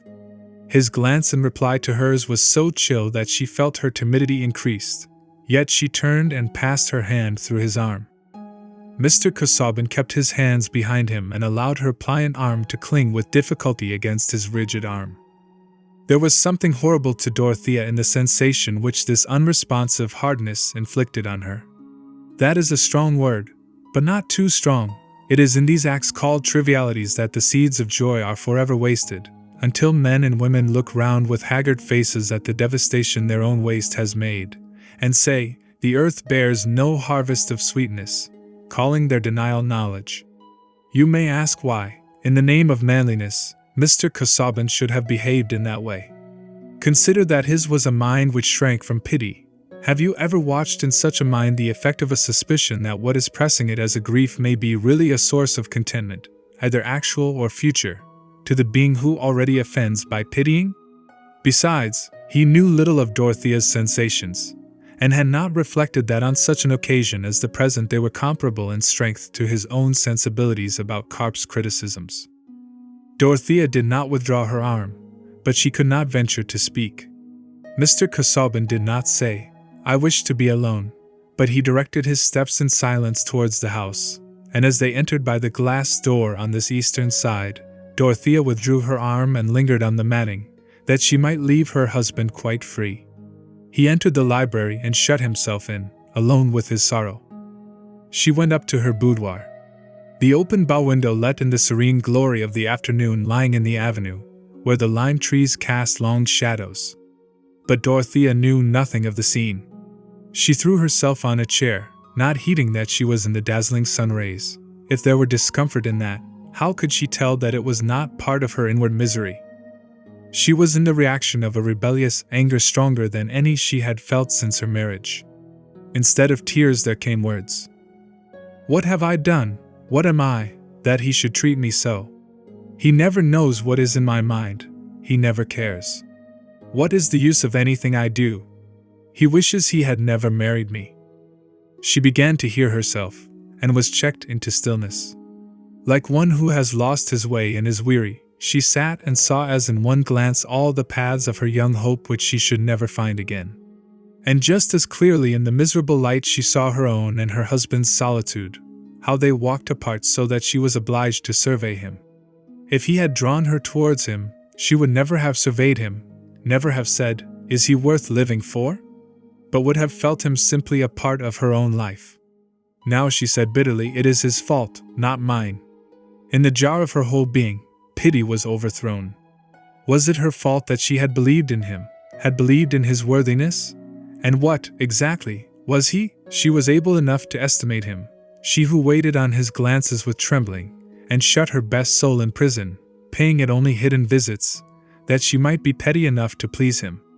In such a crisis as this, some women begin to hate. The sun was low when Dorothea was thinking that she would not go down again, but would send a message to her husband saying that she was not well and preferred remaining upstairs.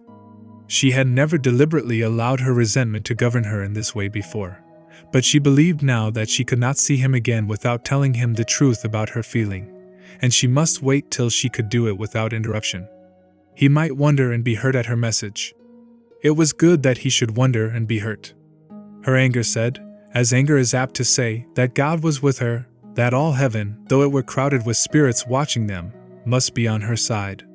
She had determined to ring her bell, when there came a rap at the door. Mr. Casaubon had sent to say that he would have his dinner in the library. He wished to be quite alone this evening, being much occupied.